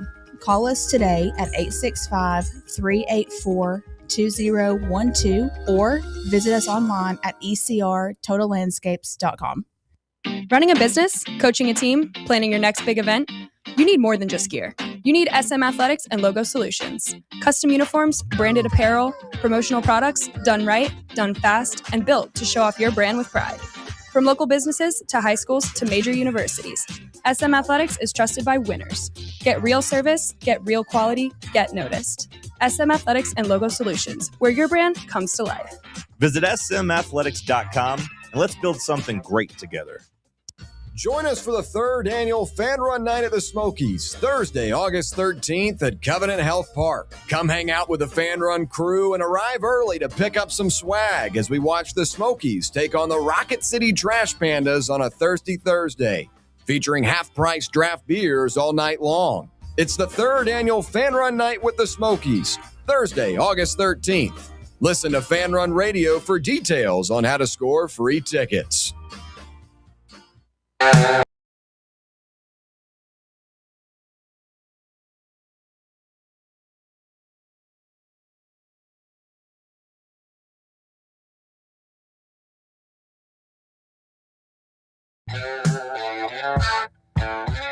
don't know if the timing is related with the Ohio State announcement, but around that same time, Rivals dropping a new update when it comes to Tennessee and recruiting,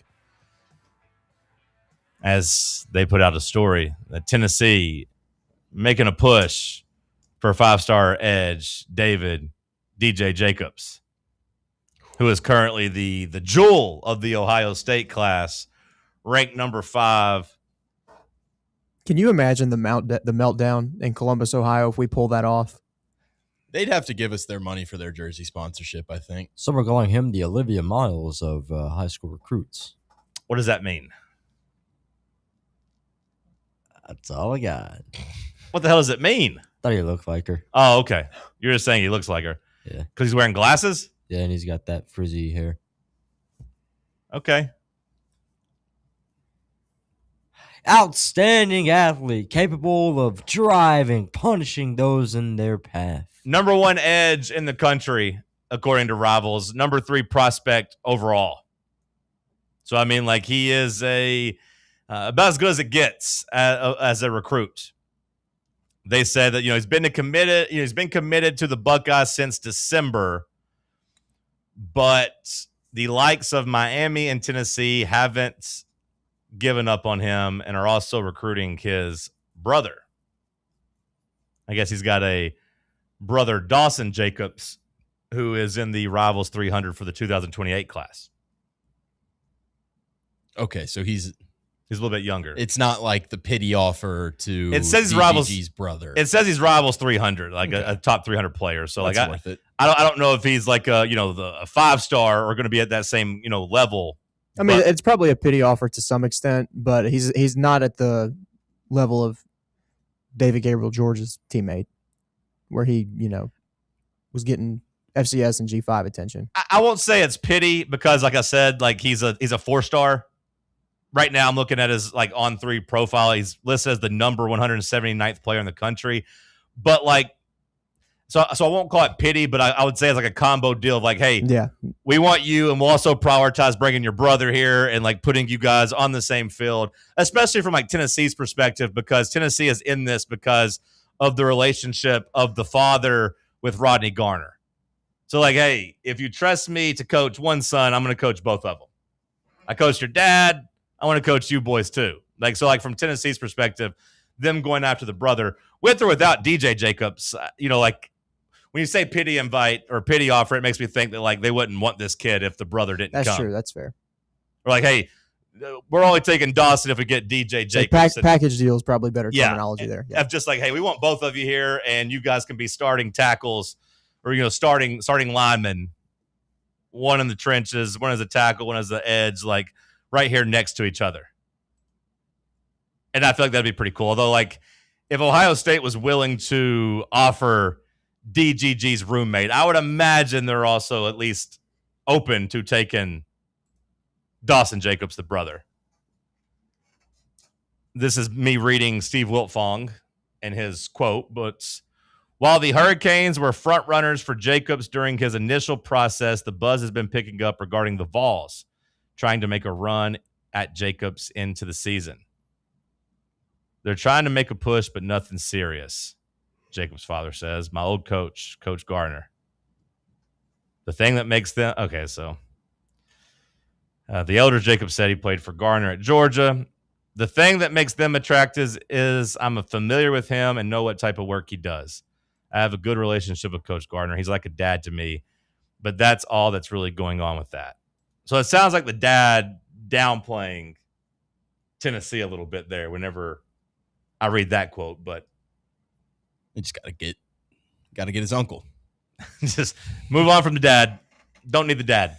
We have bad history with fathers. Need the brother. Give me the uncle. And need to find an uncle. A brother of him and a brother of the one of the parents. Please get us in touch with the brothers. Ohio State was trying to go up there and get the gist of everything, take a couple trips up there. Okay, so they're saying Jacob's family go see some schools as Dawson's process takes off. They look forward to taking multiple trips back up to Columbus, as well as regarding visits that directly pertain to David.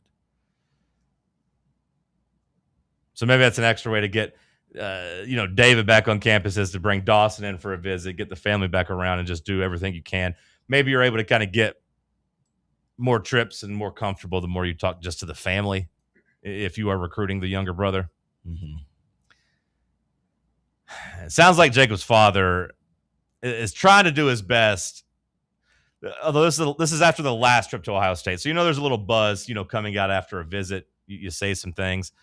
The father said, man, we had a great time. We had a great time over there. It felt good. He's ready to be a Buckeye. You're dealing with these kids. There are so much emotion. You can't say lock about nobody. So much can happen. But he's happy about his decision. He liked the coaches. He loves the players. He liked the city. He definitely still loves Ohio State. But again, that's coming after a visit. Jacob's father reiterated on Monday that he believes his son is strongly tracking to sign at Ohio State. But then he says, all right, here's the wiggle room maybe you need, Sam. Quote, as of today, yes, but you know how this stuff goes, he said. There we go. To me, that sounds like the door is open, Bubba. Yep, door's been opened. The door is open. She said, I've been in a relationship for now, but, I mean, if we're not married. If there was just one last kind of cherry on top for Rodney Gardner in his career. Yeah. I feel like he's winding it down. I feel like he's kind of, said that it's, he's getting up there in age. This could be a nice little way to tie it up in a bow. On one hand, yes. On the other hand, I do wonder if him being up there in age, is the kicker. Yeah, like could he commit? Could he walk in and see his former player, a guy he coached at Georgia, and say, "Hey, I'm going to be here for 5 years to coach both your boys"? Could he realistically say that? Because if I'm the dad and I'm sending my sons to Tennessee, I need at least 4 years. I mean, I'll take 2 years of him at Tennessee, and if Rodney Gardner decides to retire and he really wants to transfer, then I'll just bank on those 2 years being really good. Sure. But I do wonder, it's not basketball where Rick Barnes only had to promise Nate Ament 1 year. Like he only has to promise, Juke Harris 1 more year. He doesn't have to necessarily go in there and recruit these elite high school kids and promise the parents, hey, I'll be there your entire 4 years. Although the way Tennessee is recruiting at a high level, these high school kids, they're in the mix for a couple big ones this cycle. Maybe Rick Barnes is still willing to tell people that. Or maybe he says, hey, I plan it, but hey, whatever the Lord tells me, I'll be, that's what it's ultimately going to be what happens. So I do wonder if Gardner's age maybe push him back just a little bit, because I feel like we've had some, Gardner retirement or leaving rumors the last 2 off seasons. Mm-hmm. Now he's remained locked in. He remains at Tennessee. And maybe like a Nate Ament or a Zakai Ziegler or whoever on Rick Barnes' side, maybe getting a young, exciting prospect like this would maybe kind of reignite the juices of Gardner. And he'd be like, hey, I want to see this guy because he's got the potential. I got the potential of coaching a top 5 pick in the NFL draft. There we go. Well, I mean, that would be the standard, right? Well, that'd be kind of the expectation. Absolutely. If you get a guy that's the number 1 defensive lineman and the number 3 overall prospect, you would have that you would have that ceiling of being a top 5, if not the number 1 overall pick. Mm-hmm. Yeah, I mean, that expectation would at the worst be first-round pick. Sure, yeah. First round for sure, but when you have that projection, you're in the mix to be the top guy. That would be pretty exciting, I feel like. Not only from Tennessee's fan base, of course, but just from a Garner standpoint. Like that kind of being your, you said cherry on top earlier, but like kind of being your dismount. Like, hey, I'll leave you with my legacy is intact. I just coached a top 5 guy. We just had a great run here at Tennessee where we had as much talent as we've had since the 90s. I'm going to ride off into the sunset. Yeah, like that's a good place to kind of get out of here. Everyone always says, a popular cliche is leave something better than you found it. I think, that would be the ultimate, leaving it better than you found it. Mm-hmm. Stockpiling some big talent like that. But I mean, I feel like if I'm DJ Jacobs and I feel like I'm an elite defensive prospect, it would be tough to tell not only Ohio State no, but also Miami no. That's what I worry about is like, I would not be shocked at all to see this kid not end up at Ohio State, but I don't think it would be just, it's a guarantee that it's, Tennessee. Someone else is going to be in the mix there. Like you said, a Miami, another strong Adidas brand. Right. Like so like the Adidas connection there, DJ Jacobs has posted, he's an Adidas athlete. Like all that's great. And like, it does give me a hope and it does make me think that there's a chance there. But then, whenever you tell me Miami is also in the mix and they're in a big Adidas brand, one that was just playing for a national championship, it does make it a little bit tougher for me to get any type of confidence about this. Now, I have heard some things behind the scenes and heard some people that talk to people and like, you start hearing the rumor mill going around of people saying Tennessee's got some momentum. And then you follow that up with like the Steve Wiltfong post here. Austin Price, another obvious big indicator in terms of Tennessee's realisticness, realistic ability of trying to recruit a guy. He was asked last night, AP, anything recent been said about a possible DJ Jacobs flip? And if you were to change commitments, would it be us or Miami or somebody else? And Austin Price just answered it with, Rodney has a deep-rooted, long relationship with the family. Which to me is not him shutting it down. It's not necessarily like fanning the flames, but it's like, hey, Tennessee's in the mix here. Mm-hmm. So like there is enough smoke now behind the scenes to make me think that it's at least on the table. It's at least possible. There's at least something happening there where Tennessee's growing some momentum.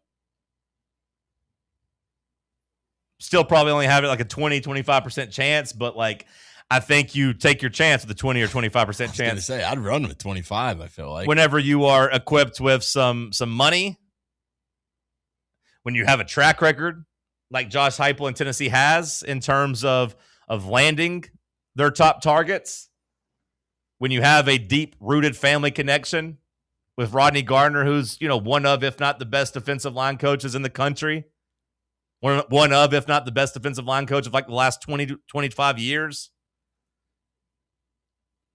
And then, the Adidas connection doesn't hurt. Having a 20-25% chance for the number 1 edge and the number 3 player overall, that's a pretty good place to be in. I'll take those odds right now. Especially when he's been committed since December. To a place like Ohio State. Right. Again, a place that has running backs, the whole DGG argument. I didn't think there was a huge difference between what Ohio State does and what Tennessee's done, especially like, just if you go back all the way back to like the year 2000. Like, Ezekiel Elliott's cool. Yeah. J.K. Dobbins sucks. Travion Henderson, Judkins, whatever. Like, there was no huge gap, I didn't feel like, between the running back position. Defensive line over the last, decade or so, that's a little bit different of a story. Derek Barnett was a great college player, hasn't been a great pro. Ohio State clears just by those damn Bosa brothers alone. You know what I mean? Like Chase Young didn't go to the NFL and set it on fire, but he was a really damn good college player, and he was a really high draft pick. But like I said, those Bosa brothers alone have been better than Tennessee's last 10, 15 years on the defensive line. Yeah, we're playing catch up on the D line to them. Now they ain't got no damn Reggie White, but Yeah. I don't know how much Reggie White's moving the needle, to somebody 40 years later. Hour 2 in the books. We'll kick off hour 3 with some headlines. Stick with us. Take Fan Run Radio with you on the all-new Fan Run app. Just search for Fan Run Radio wherever you download your apps. Hi, this is Dr. Stephen Malone at Knoxville Smiles. Has it been a while since your last dental visit? If so, I'd like to invite you to come see us. At Knoxville Smiles, it's our vision to provide the best dental care in town in a relaxed, friendly environment. So if it's been a while and you've been putting it off, don't wait any longer. Come see us at Knoxville Smiles. You can schedule an appointment online at knoxvillesmiles.com or by phone at 865-539-1776.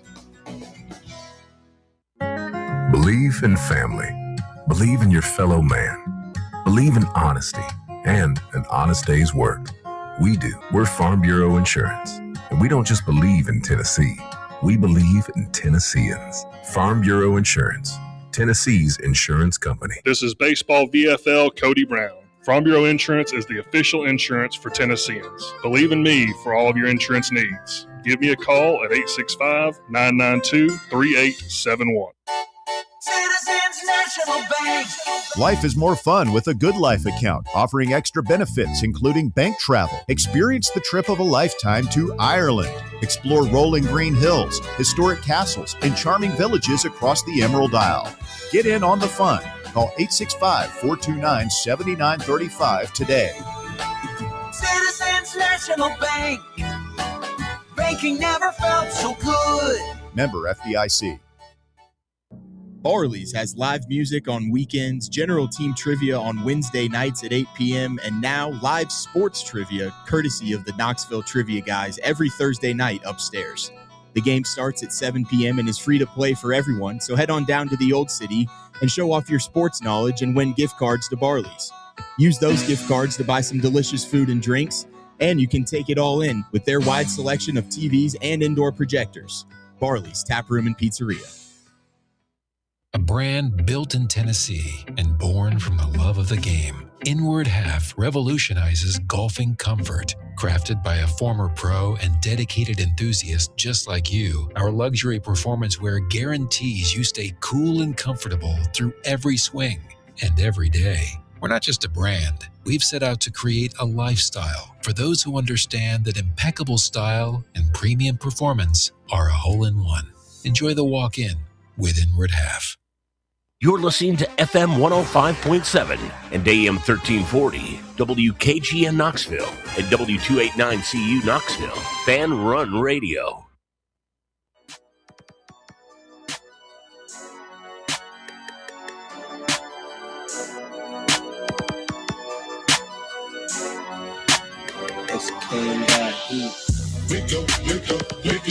Talk Sports. Talk Sports.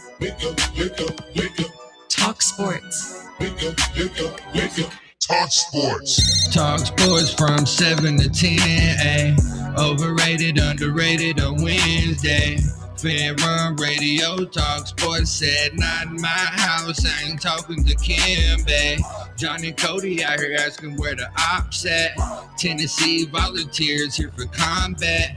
It's the Cherokee Ghost, John Reed and Cody doing everything we can to bring Rocky Top back. Talk Sports from 7 to 10.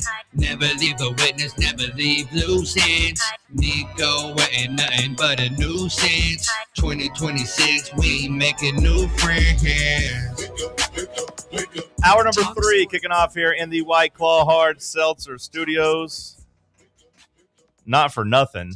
Shout out to Boomer for sending it in, but did say that Austin Price this morning on the VolQuest pod said that Ohio State's offer for DJ Jacobs is more than they've ever given a high school player, which I think is funny after they spent all of last week talking about that with DGG and buying players. Give it a couple months. He won't be worth that money to sacrifice the standard of the program. Yeah. They didn't even want him anyway.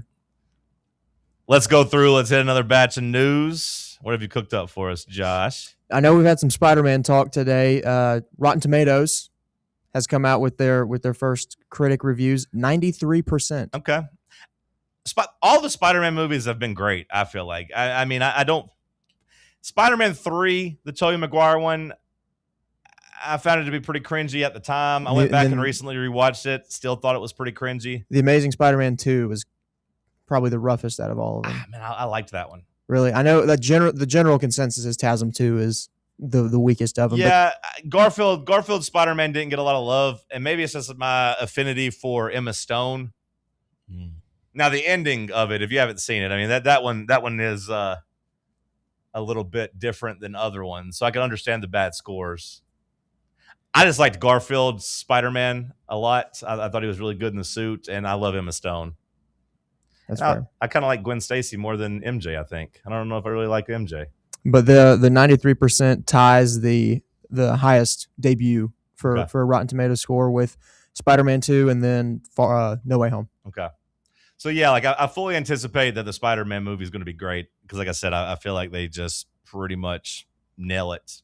I haven't seen every Spider-Man, but it feels like a hard movie to mess up. It's just so cool looking.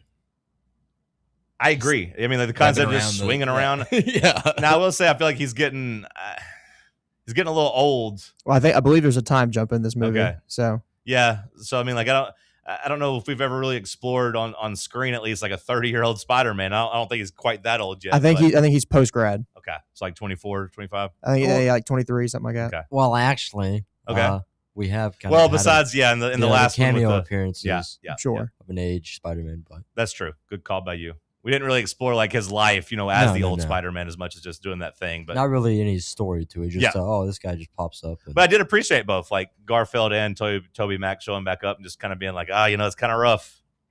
It's kind of rough out here. Will we get? You're a Marvel nerd, Josh. Mm-hmm. Are we going to get a live action Miles Morales? Ever? Oh yeah. Is that coming? Oh yeah. I don't know when, but oh yeah. Yeah. Okay. Because I love Into the Spider-Verse. I love those the animated ones are two of my favorite movies ever. Yeah, I like both of those. Explain phenomenal. that to me like I'm 5. I haven't. What you just said there made zero sense in my head. Yeah, so like, I guess you say. Did Miles you watch Morales? Yeah, so like he's a Black Spider-Man. Oh, okay. I didn't watch this one, but I have. Into the Spider-Verse. Sway Lee and Post Malone song that went viral. You need to go watch those two movies. They're really good. They're pretty badass, to be honest. I did like both of them. Also, if you like Childish Gambino, yeah, I do. He's in those movies also. Okay. He also references his nephew Miles, right? His cousin Miles in one of these Spider-Men. In the first one, I believe. And then with him being in this, action Mr. and Mrs. Smith. Yeah. Oh, we got people talking about Spider-Man Noir. Did you watch that series? I watched it. It was pretty solid. What is that? It's just don't spoil it for me. It's like a no spoilers. I'm not. It's like I know Nick Cage is in. Is it like it's like a 60s spy Spider-Man TV series. It's pretty fun. I had a good time with it. How long is it? 8 episodes. 20-minute episodes? No, like 40. That's the Amazon, like the way they do it. Are you taking? I don't think I'm going to do that. Donald Glover, the actor, or the musician? You can also watch them either black and white or standard color. It's funny you asked that because I don't love him really in either. I like Donald Glover. I do think he's talented. I love Community. I don't know if you ever watched that sitcom. He's pretty funny on Community. And one of my favorite shows of the last couple of years was like the first 2 seasons of Atlanta. I don't know if you ever watched that show on FX. His show. That one's really good. Season 3 and season 4 didn't really land the plane, but it was like such a long layoff and they all got super famous. But season 1 and season 2 of Atlanta, 2 of my favorite seasons of TV. So I think I side towards actor Donald Glover because I don't really like him too much as a rapper. But I do love this song Redbone, and I do love like Redbone's the only song of his that I know. I do like it. I do like It Feels Like Summer. I do love that song. His cameo in The Martian makes me laugh every time. I've never seen it. It feels like summer. But no, Sam, if you find yourself bored with some time, go watch the animated Spider-Man movies. Well worth. I was very skeptical because for whatever reason I've got a weird mental block with animated movies. You're not a kid anymore. Yeah, those 2 movies are really, really good. I'll give them a shot.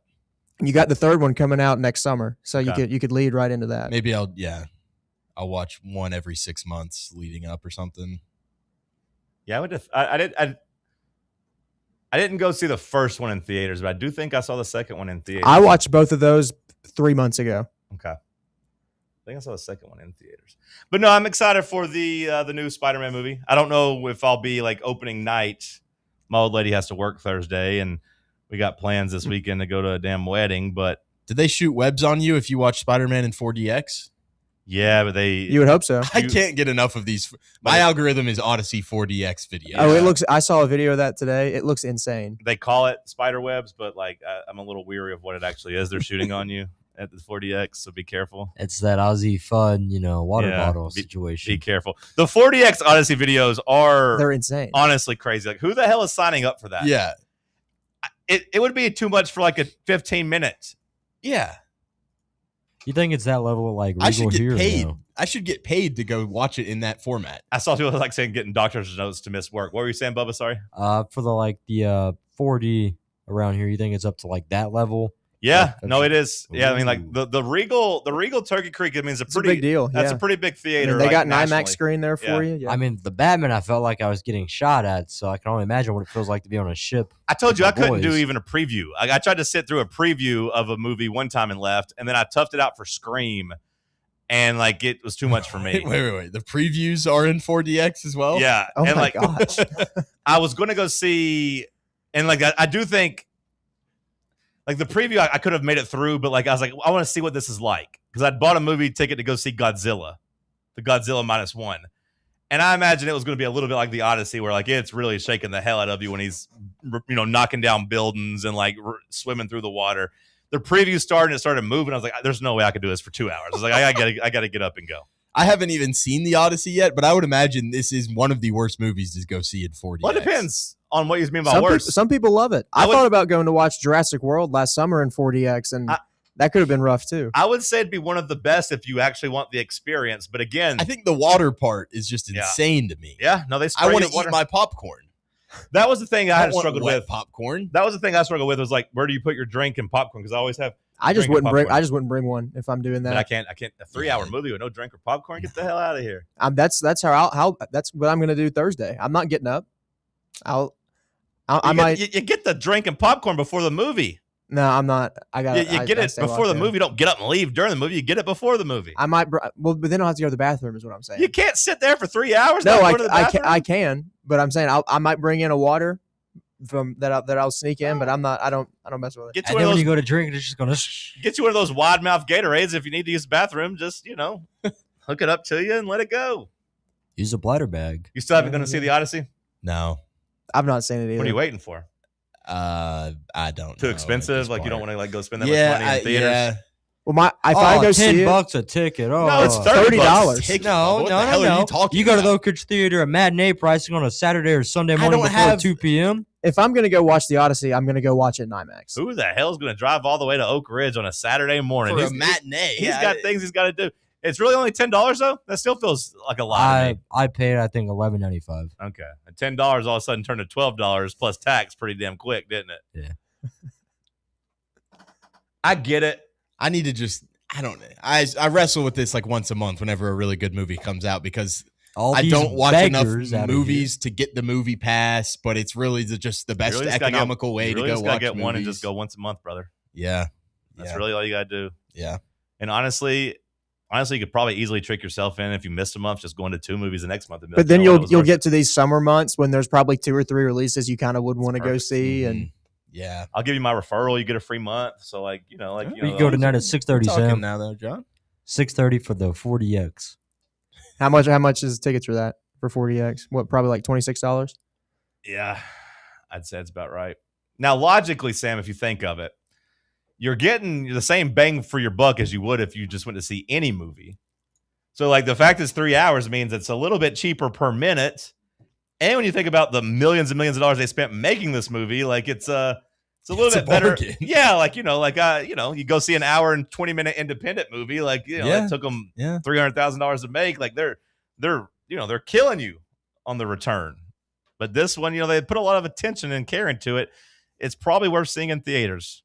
Can Buck hook me up with like a Regal Gold Pass? Like a just a platinum Amex type of thing for Regal? They do have those, or at least they used to. Because I had an acquaintance that worked there, like in their corporate office, and they gave them, I think they gave them 2 unlimited tickets. And I remember it was a big falling out because she gave it to like her new boyfriend instead of her closest friends. Oof. That causes rifts. Yeah, and I was dating her closest friend, and she didn't get it. She gave it to a boyfriend that she had just started seeing, and it was such a that's messy. Yeah, but I will say she did end up marrying that guy. I don't know if they're still together, but she did end up marrying that guy. So maybe she saw something special there. But I do know they got like a couple of unlimited passes where they got to basically give it to friends and family for unlimited movies. Not saying that Buck gets that or that he would ever consider giving it to you, but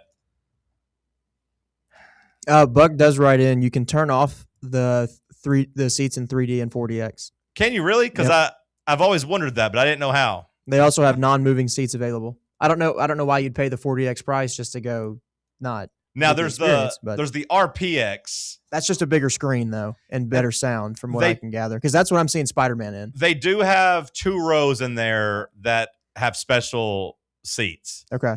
Now I don't think they shake, but from my understanding, they vibrate and like kind of give you a more of a feeling. Well, talk about good movies to go see in 4D. I mean, Spider-Man's got to be a good one to go see in 4DX when he's swinging through New York. I mean, are they going to like? It's a good way to get. And when you're getting absolutely attacked by a dude in a big mechanical suit. I don't know if there'd ever be anything better though than the damn boat scene in the Odyssey though. Just the way it rocking you and spraying water. I mean, I feel like that's about as good as it gets. It's crazy. The 6:30 time for that pretty booked up. Really? Yeah. Also, you're right. Tickets are $26.99 for an adult, including tax and stuff. It's like $33. That's one. But it is Tuesday. I go to the movies with my girlfriend. Fun, $50 for tickets. Yeah. I got to get popcorn and a drink because I can't see a movie without popcorn. I'm spending $100 at the movie theater. Well, not if you're me and you just pay $20 every month and you don't. You just bring go ahead and let that hit your card. And you don't even think about it. So then when I go to the movies, if I'm going to see something special, it's like an extra $5 or free. William writes in that he's a proud referral of the John Reed Regal Unlimited. See, me and William, I got a free month from William. I don't know if he's gotten his value out of it, if he goes enough anymore, but it's worth it, Sam. Just 1 month. You can do a 3-month thing. I'll probably bend the knee here soon. I'm assuming it's going to be in theaters for like a long time. Yeah, I would assume so. But they're going to try to make as much money with it as possible. Sure. And like the IMAX especially, like it's booked out some places like 2 months in advance. Like at least the IMAX will be there. That's why Spider-Man has no IMAX screens, because really? they obviously took all of them. Yeah. I was going to say at least till like Dune. I would imagine like there might still be some places showing the Odyssey like an IMAX at least a couple months, but maybe not all the way to December. Yeah, I would say it is one worth seeing in theaters. You could just wait 5 years from now when they re-release it in theaters. That's true. You could wait 5 years. Hell, I've already seen like 3 Twitter accounts post the entire they posted the whole thing. And I'm just like, you're going to jail. You could wait for it to be an airplane movie. I feel like the Odyssey is a good airplane movie. That's a good point. You got a 4-hour flight, put on the Odyssey. I feel like a lot of Chris Nolan movies are good airplane movies. This movie is best seen in 70 millimeter IMAX, and I'm going to watch it on the 22-inch back of the seat version. Yeah. Okay. I probably will end up watching it on a movie on a plane though. That's the funny part, Josh. I said I'd spend 3 hours talking about movies. I'm glad we dove back into that. Any other headlines we need to hit before we get to trivia? I can get a fun one real quick. I don't know if y'all follow the professional darts stuff, but Netflix UK is putting on an event where they're going to pay somebody 501,000 euros if they can beat darts god Luke Littler in a leg of 501. I do love this. I want to go to a darts event so bad. Dude, they get lit. Now, I don't know if you have any follow-up details because I saw this. I don't. I was just reading the headline. Bubba, you said you do? No, I said I could take Luke Littler. No, you could. Yeah, I could. No, you could. You give me a nice couple White Claws, he don't know what's going to hit him. I've played darts with you before, Bubba. It took us like 30 minutes. You couldn't beat him. Now, I was curious, is it just one guy or is he going to like go on like I don't know. And play like 10 guys? Because a whole Netflix event built around one dart match that's going to take him 9 throws to get. You have to apply for the chance to face him. It happens live the day before Halloween. I'm trying to see if it's one person or if it's multiple. Again, if they're building it all up just for one match, like he can get to 501 in 9 throws. Like that would be a. Oh, he's gotten multiple perfect legs of darts before. Yeah. So that'd be like a 10-minute game. Like go watch some of these clips on like Instagram or TikTok of like, there was one where he was in like a final and like the dude he was playing with and him both were on like 9 darters until the very end. Like, it was insane. I would love to see just more of this in our sports.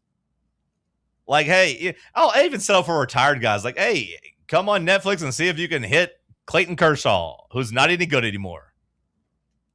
John, we're taking those rights. We're going to sell it. Well, there used to be a show called Pros versus Joes. Yeah, and I love Pros versus Joes. I love Pros versus Joes We're too. bringing it back. So I didn't really like invent this idea, but like I would prefer them actually be like in their peak. Well, we could get an old Trevor Bauer trying to get his name back out there again. Yeah. You just have to work with Trevor Bauer. But I'd just love to see a video of somebody trying to tackle Derrick Henry, like a normal person. Having there to try to Sam tackle go Derrick against Bryson DeChambeau on a par 4. I would crumble him mentally. You get 5 mulligans. I can't beat him physically, but he's such a toddler in the head that I could just absolutely run circles around him. What would be your path? Just go out and be like, "Hey, I'm Sam. Nice to meet you. What's your name?" And Yeah. just ask him who he is, and pretend like you don't know who he is. Yeah, or I with the probably would. iconic Do you like, golf? cap. Are you pretty good? Just ask him that. Like you do this a lot. You pretty good? Oh, you're the breaking 50 guy? That's cute.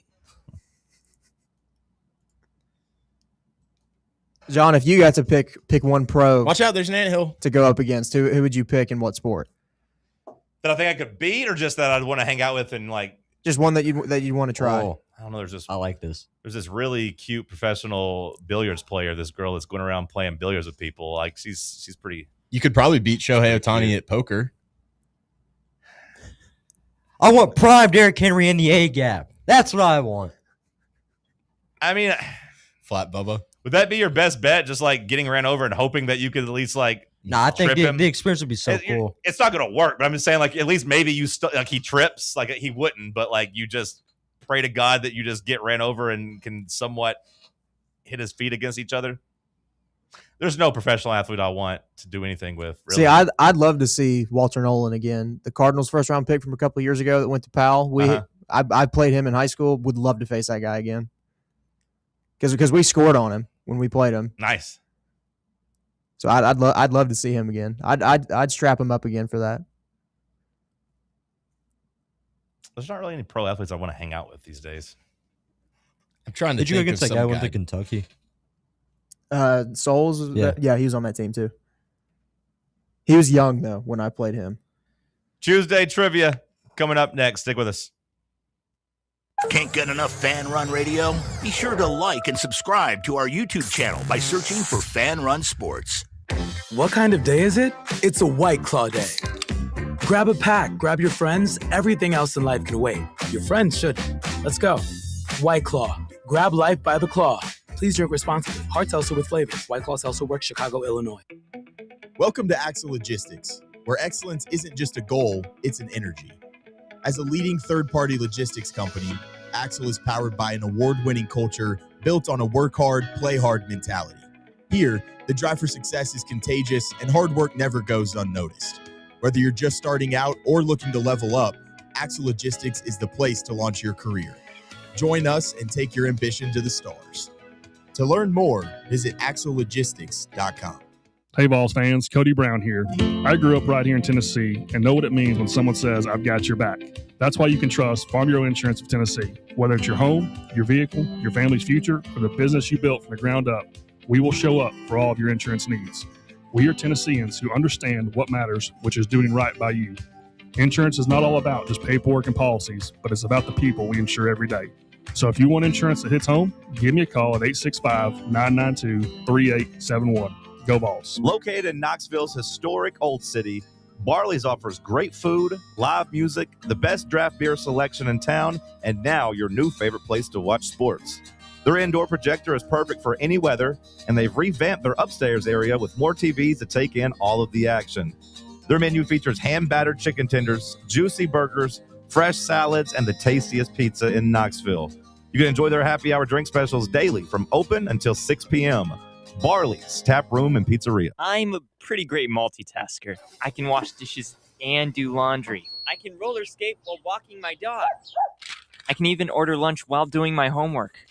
But I can't use my phone while driving.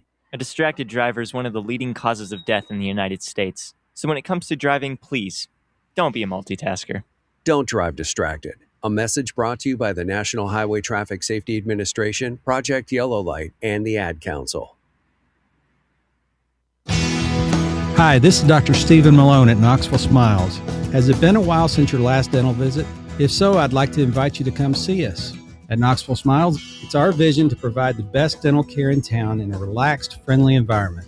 So if it's been a while and you've been putting it off, don't wait any longer. Come see us at Knoxville Smiles. You can schedule an appointment online at knoxvillesmiles.com or by phone at 865-539-1776.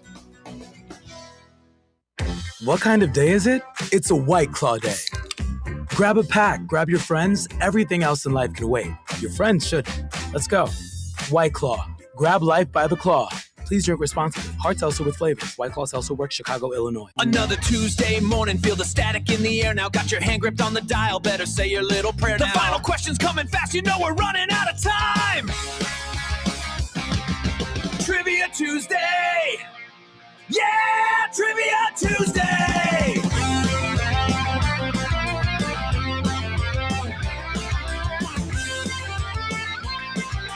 Can you play that again, Bubba? I didn't have my headphones in the first 10 seconds. The new Tuesday trivia. Oh, it's not new, but What do you mean it's not new? He has done it once before. Whenever Cody Mack was Oh, okay. Well, I wasn't here.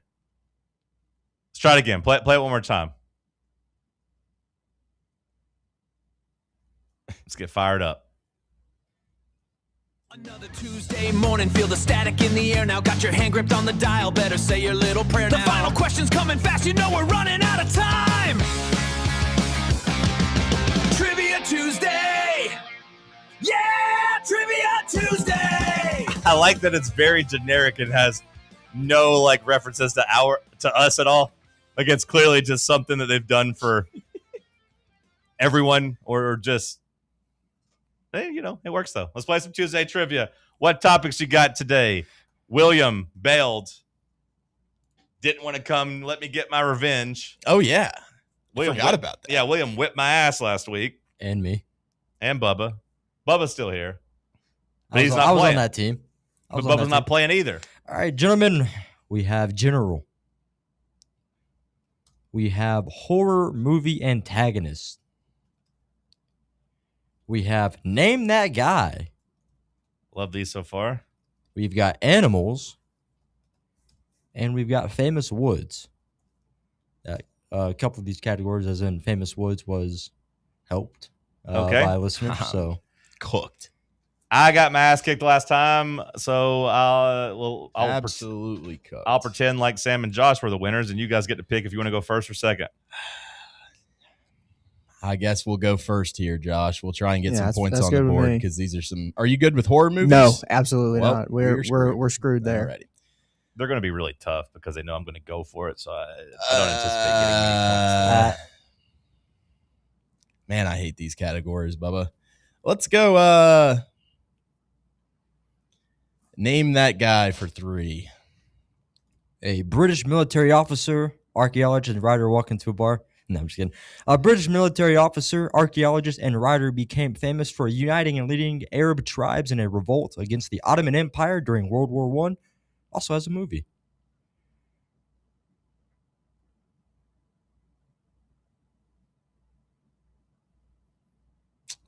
Repeat that again.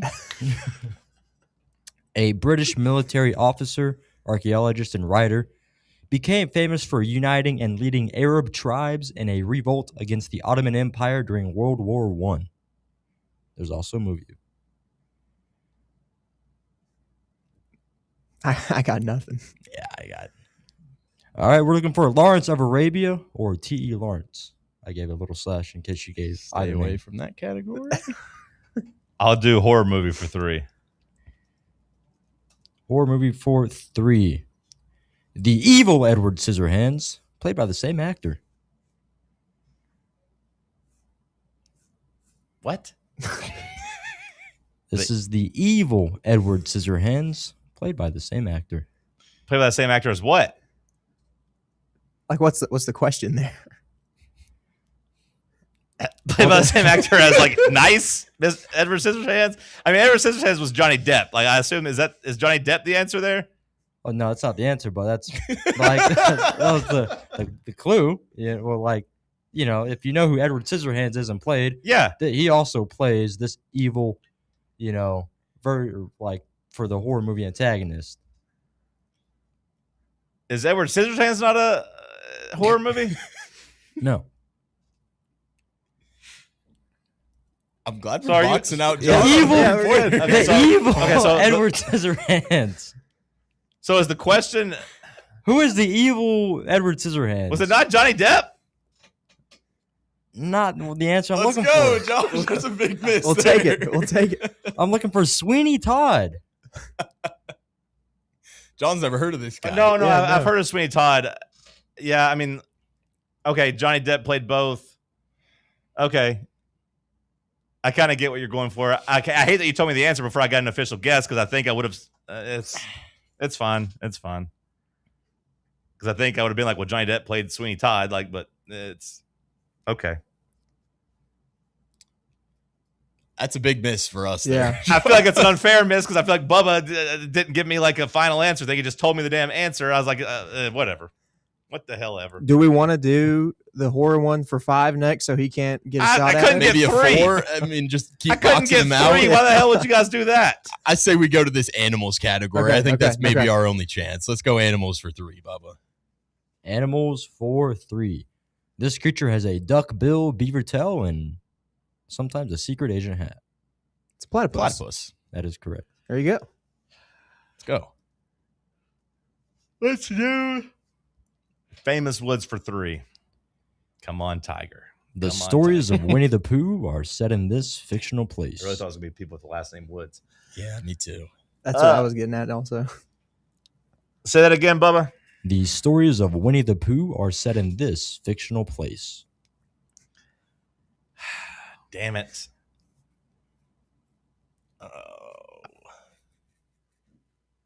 Whenever you say it, I'm like, oh, yeah, but Winnie the Pooh never did it for me. I don't really know much about Winnie the Pooh. I know it's not Neverland, Enchanted Forest. For some reason, that's what came to mind. But Nottingham Hills. Is that it?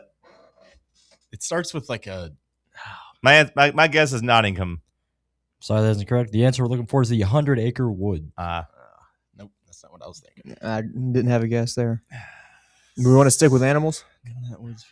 Honestly, yeah. Yeah, stick with animals. Yeah. We want to do 4?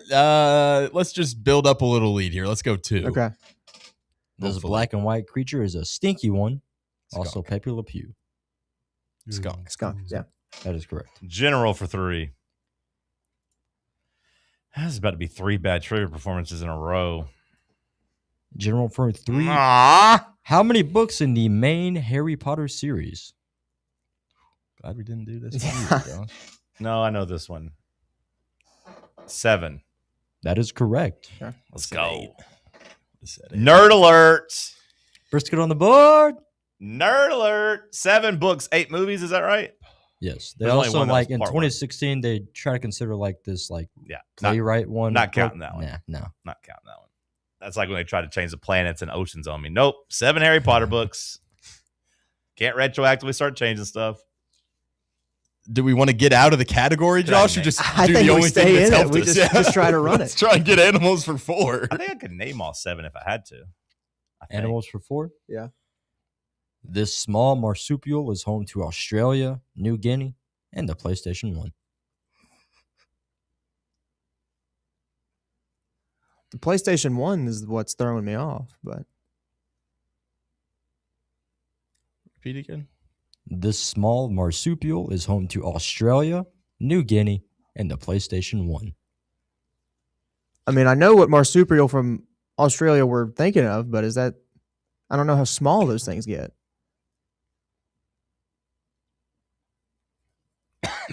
What are you thinking? I mean, the koala is what I was thinking. For some PlayStation 1 and That's what's koalas throwing me really- off though. I was thinking like a hedgehog or something like that. Is that that's not a marsupial though, is it? I don't have wide-ranging knowledge of my marsupials. I mean, koala is the best that I can get. That get is to. definitely there to the region. Let's go koala. Sorry, that's incorrect. We're looking for bandicoot. Okay. Nice. I was wondering what the hell. My mind went to Hedgehog too. But I was like, no, Sonic was Sega. Yeah, I thought that Sonic the Hedgehog was not PS1. I used to play so much Crash Bandicoot. I used to love that game. You ever You played it? You talk about that. I love Crash Bandicoot. I've never played it, but I haven't played it either. I need to damn relaunch it. How do you spell that? Crash, CARSH. Bandicoot is BANDICOOT. Ding, ding, ding. I can't quit coughing. All right, general for 3. Already did that one. Looks like all the 3s are gone. All right, let's do horror movies for 4. Although I know it's going to be stupid, and it's going to be written in a stupid way. Oh, it's hurtful. Can't quit coughing, Jesus. This 1993 horror comedy about an Irish legend reclaiming what's his featured Jennifer Aniston. Oh, I know this one. Damn it. That's Leprechaun. That is correct. I can't believe Jennifer Aniston was in that movie. I think, was it her first like big breakout role? I think so. I don't know if I career. consider it really a breakout, but those damn Leprechaun movies used to scare me as a kid. Well, Josh, I am thinking. Spit of water everywhere. I'm dying. I am hoping that maybe Name That Woods could be Tiger Woods. Look at all this water maybe. just Oh spit my on me. God, you I look just like tried a to child. Well, I just tried to take a drink of water to stop coughing. I just saw coughed. the whole thing too. It was pretty funny. Is it on video? Just Yeah, coughed it it all was over on me. video. Unbelievable. Jesus. I think. I don't know, Josh. Name that guy for 2, Yeah, or you- Name That Woods for 2. You can call a category. I'm good with it. Man, I don't know. Let's go Name That Woods for 2 and just hope it's Tiger Woods. Better not be This Tiger type Woods. of wood is this type of wood is good used for bedding or trunks, so they help keep bugs away. I'll repeat that. Again, some of these did not phrase these questions. They were help sent in. English might not be their first language. We don't know. But again, Wow, somebody tried to help you and you just completely throw them under the bus. I appreciate their contributions. This type of wood is good used for bedding or Does anybody make themselves laugh more than Bubba? I don't think I know a person that laughs more Bro, at this his is a- own this is a- jokes This is a tongue twister, all right? and hijinks more than Bubba. He can't get through a damn sentence without laughing. This type of wood is good used for bedding or trunks as they help keep bugs away. And I've got water all over myself.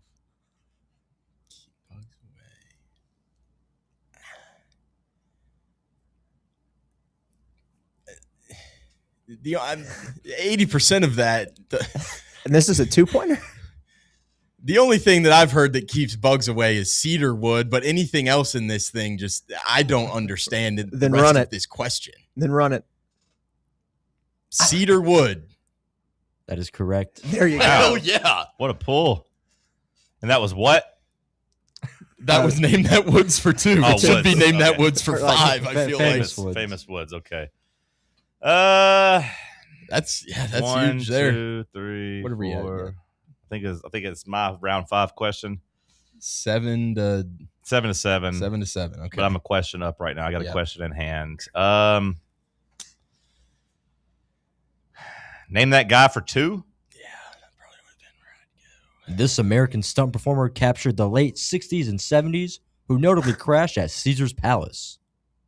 The only guy I know is Robbie Knievel's dad, Evil Knievel. That is correct. Sam perked up. He thought I was going to say Robbie Knievel. I was like, whoa, got him. don't miss it.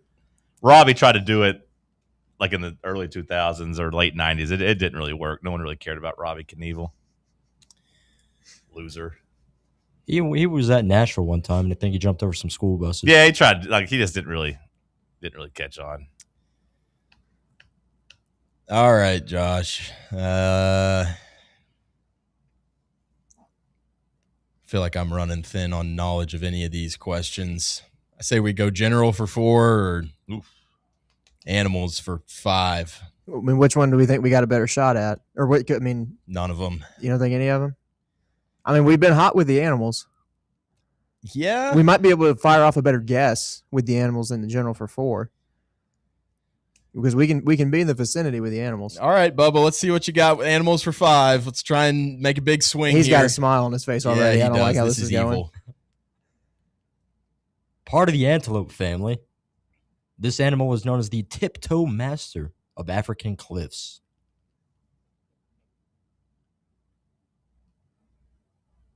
I know mountain goats can climb on cliffs, but I don't think It's that's in the not antelope African. family. They're also not African. Goats can be African, I feel like. Whoa! We don't need the judge weighing in on anything.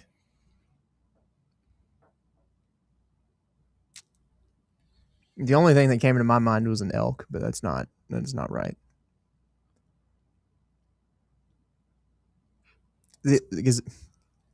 Gazelle?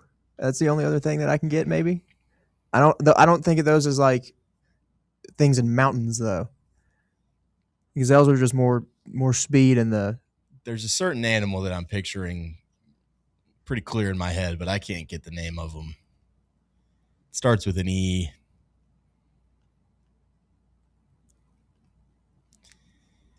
Gazelle, Bubba. Sorry, that's incorrect. We're looking for the Clip Springer. All right, wouldn't have gotten that one. Cliff Springer? Clip Springer. Springer. KLIP. I can spell clip. No, I would have spelled it with a C. You said it was a K, right? Yep. All right, let's try. I mean, strategy. Yeah. Strategy wise, give me, because this is what my question in round 6. Give me horror movies for 2. Slappy is the name of the dummy from Night of the Living Dummy Stories and this children's horror book series. Okay. Phew. I was getting so confused there. Goosebumps. That is correct. Yeah. I need to watch more horror movies. I just block all those out of them. You ever think about Goosebumps? You guys are. I mean, I've heard Goosebumps, of it. I just never really watched it. They were out. I just never. I was addicted I never to cared. it. Did the books make it to your generation? I was addicted. Yeah. At the I just never Scholastic read book them. fair, like just Honestly, there's constantly. probably a better chance I've read a book than watched a movie from. Yeah. Well, I've never really watched any like Goosebumps like movies or nothing. Those were all terrible. But like, we had watched some of those in class. I think from time to time. But I read a lot of books when I was 2nd or 3rd grade. A lot of Goosebumps books. Slappy, he was pretty scary though. I will say. Ventriloquist dummy. All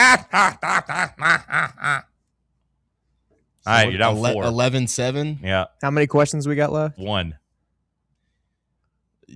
Do we want name that guy for 5 or general for 5? Ooh. I don't. I can guarantee I ain't naming the woods for 5. Yeah, no, we're not. I'll let you pick the category here. I don't care. I guess general. I feel like maybe. General for 5, Bubba. Alexandre Dumas wrote this book, considered the greatest story of revenge ever told.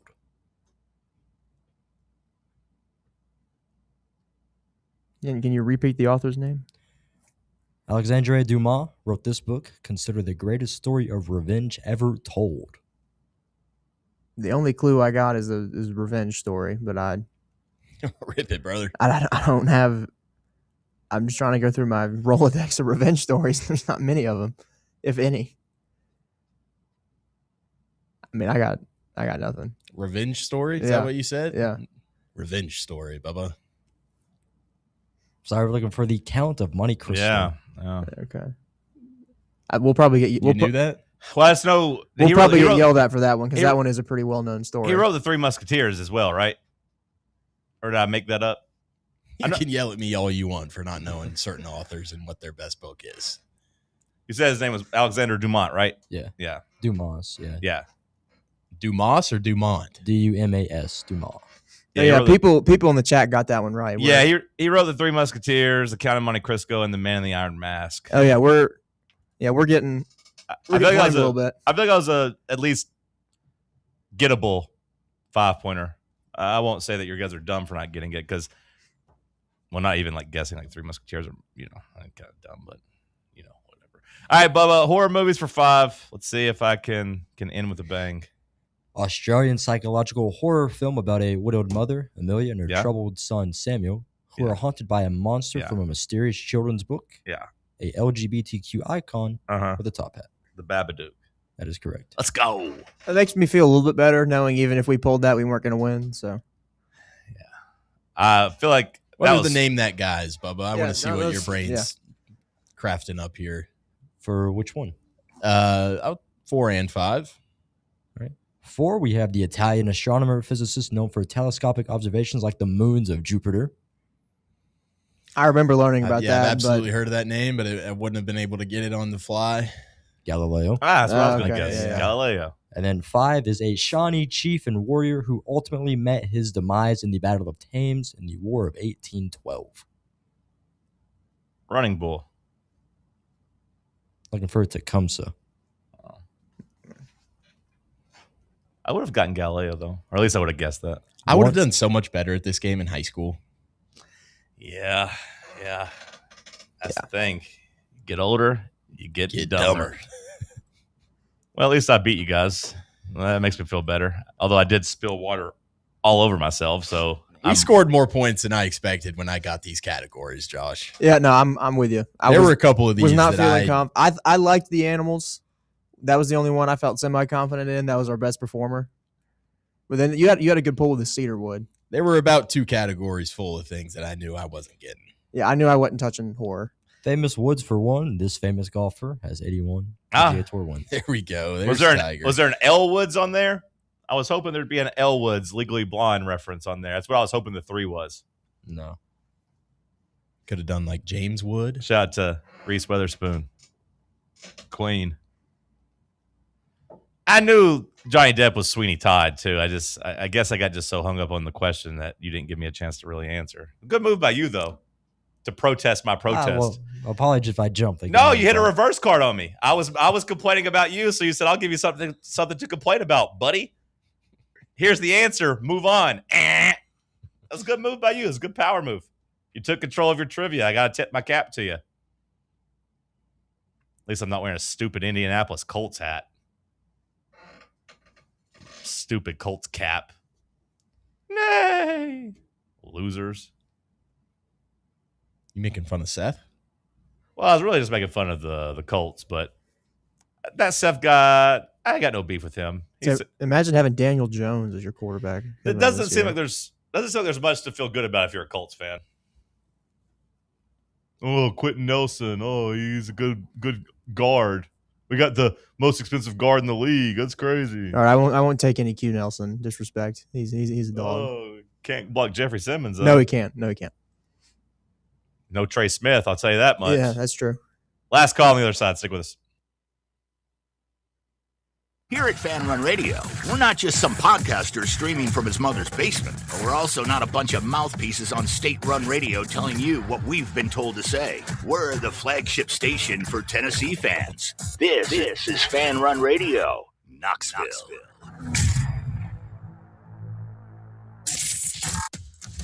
Smoky Mountain Brewery is the place to be for game day. From the moment you walk in, it's wall-to-wall big screens, making Smoky Mountain Brewery the perfect place to watch the Vols or your favorite team in action. With locations in Turkey Creek, Maryville, Pigeon Forge, and Gatlinburg, you're never far away from a great time at Smoky Mountain Brewery. Try one of their world-famous microbrews like Black Bear Ale, Mountain Light, or Cherokee Ale. Juicy burgers, wings that bring the heat, and delicious handmade pizzas made with hand-tossed crust from the freshest ingredients and their own special sauce from a secret recipe, topped off with hand-grated cheese and farm-fresh toppings. And don't forget, those famous microbrews are also available in kegs for your next party or in 6-packs and growlers to go. So grab your crew and head to Smoky Mountain Brewery and tell them Fan Run Radio sent you. Smoky Mountain Brewery. Eat local, eat good. Are you thinking of buying a home but don't know where to start? Well, call VFL Josh Travis, your local mortgage expert with Foundation Mortgage, based right here in Knoxville. Whether it's your first home or your forever home, he'll keep the process simple every step of the way. To get started, visit mortgagebrokerjosh.com or call 423-312-9777 today. Foundation Mortgage Company, LLC is an equal opportunity housing company. NMLS number 1387311. Citizens National Bank. Life is more fun with a Good Life account, offering extra benefits, including bank travel. Experience the trip of a lifetime to Ireland. Explore rolling green hills, historic castles, and charming villages across the Emerald Isle. Get in on the fun. Call 865-429-7935 today. Citizens National Bank. Banking never felt so good. Member FDIC. A brand built in Tennessee and born from the love of the game. Inward Half revolutionizes golfing comfort. Crafted by a former pro and dedicated enthusiast just like you, our luxury performance wear guarantees you stay cool and comfortable through every swing and every day. We're not just a brand. We've set out to create a lifestyle for those who understand that impeccable style and premium performance are a hole-in-one. Enjoy the walk-in with Inward Half.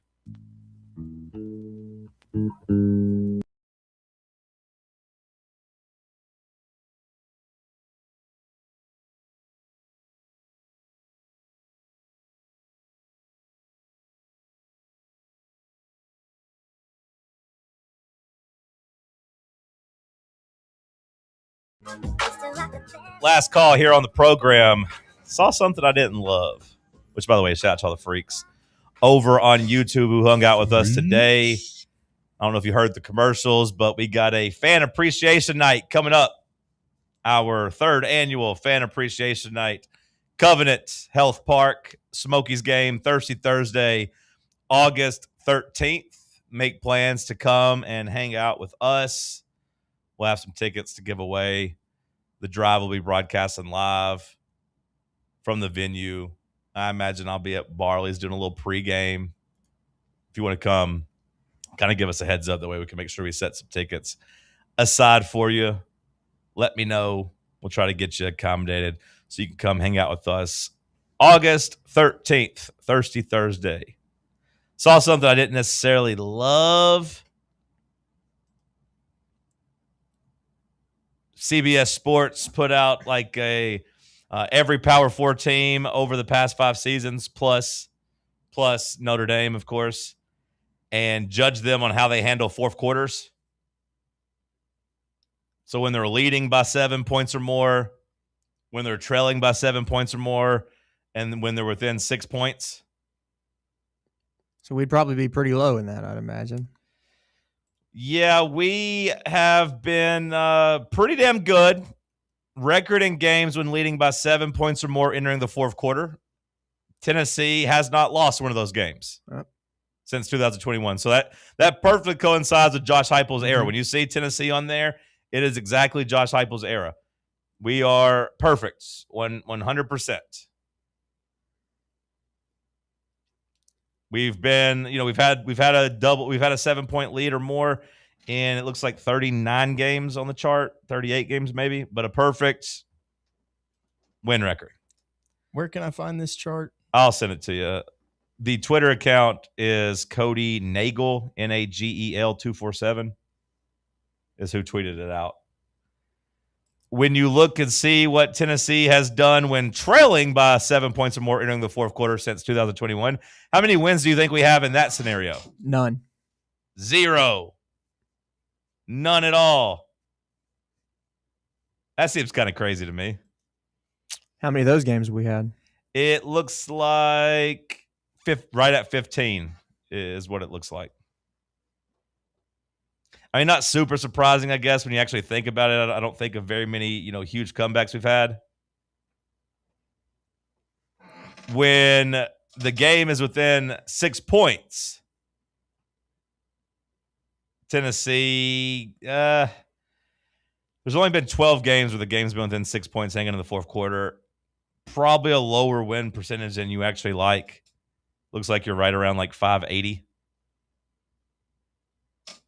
So I don't. When you look at both, like when you're trailing and when you're in 6 points, don't necessarily love the way Tennessee has been in the fourth quarter. But I think that's part of the reason you go out and get somebody like Derek Owings, is that you hope that you are bigger, faster, stronger, and in better position in the fourth quarter when other people are getting tired. Yeah, that's a good point. I mean, I do think that's been, you hear Heupel talk about it all the time, mental toughness along with just the physical toughness. And obviously, I mean, you got guys that are going and playing SEC football. They got physical toughness, but it's just kind of refining that as well as, working on the mental side of the game. And I do think, a lot of that strength and conditioning stuff. I don't think it's, it's you kind of look at the comeback graph, and I think the ones that are doing the best are obviously the programs that you've kind of viewed near the top of college football. Yeah, Georgia has only been trailing, it looks like, in like 8-9 games by 7 points. They've won close to 45% of those games. That's the best mark. Ohio State has trailed in only 5 games by 7 points or more in the fourth quarter. They've only won one of those 5. Notre Dame's done it 5 times. They've won 0 of those games. Those teams are kind of the ones. Alabama on there as well in terms of fewest times trailing by 7 or more. But like the company we're in with the clutch performers of guys that are hanging around that like just right sub 60%. If you just go up the line, you're with Rutgers. Don't love that, obviously. Alabama's there, though. Alabama has been within 6 points 22 times since 2021, which seems like a crazy high number. They've won just under 60% of those games. Most of those have probably happened recently with Kalen DeBoer, though. I would say so. The Greg Schiano effect. Georgia, of course, leading the way here, too, as well. And in terms of having 10 games within 6 points, heading into the fourth quarter, they've won 8 of them. It's good for an 80% win percentage. So, yeah, like I think Tennessee does a good job when they have the lead. They close the door. I give Josh Heupel credit for that. But, like, you need to be better in the clutch games, and you need to find a way to have a comeback eventually, right? Yeah. It does kind of check what I've always felt about Josh Heupel, though, and what some of the other numbers bear out in terms of just he is a momentum type of coach. When things are going well, they usually go pretty well. When they're not going well, kind of snowball. Yeah, they kind of go the opposite direction. When Tennessee is losing, they typically don't flip the script. Those are just fourth quarter numbers. I'd be interested in what they look like just after halftime. Maybe we could find that to the rest of the day and have it tomorrow. But like Josh Heupel's record when trailing at halftime can't be great. Can't be great. Is there any game that stands out? I don't even know if there's a game that stands out where we've had a halftime. I'm looking it up right now. I mean, where we were trailing, we had some trailing at halftime moments during Nico's year because we had those games where we were shut out at halftime. So like, but it still felt like we were within, a field goal. Sure, that was so maddening. Was like, man, we're only down 3 points, but we should be up 21. Yeah. Like Alabama, I think you were down 7-0 if I remember correctly, and you came out and you tied that game and took the lead. But it does just kind of seem like when we lose, we just kind of get our ass kicked. Typically. Bub, anything that we missed that we need to hit in this last minute? Yeah, a couple quick things. One, Alec Pierce hurt. Daniel Jones back. Also, 2 big things. One, this TBT basketball game. They were brawling last night. Only had one reserve player on the bench. That was fun. And then they got into a fight. Who was it? Do you have the teams in front of you? Was it like I know it was Kentucky, Louisville, but it was Kansas and Wichita there. Okay. I mean, it was a pretty big name that was in the scuffle. I forget his name off the top of my head, but okay. Him and then the Cracker Barrel woman that tried to redesign the logo. She's out. In honor of Cody McClure, she out of there. I'm honestly surprised that she lasted this long. Yeah, me too. I kind of would have thought that she got fired when they decided to go back to the original. When they immediately said, nah, never mind. Our audience hates this. Mario Chalmers was one of those involved in the scuffle. Mario Chalmers is getting a fight at the basketball tournament? Hell yeah. You're a 2-time champion. 3 times if you count the championship at Kansas. He's competitive. Although I kind of appreciate, that he cares enough about like this basketball tournament repping the Kansas brand. You saw some Kentucky players turning on each other for not caring enough. So, you know what, Mario Chalmers? I take it back. The Tony Basilio Show coming up next.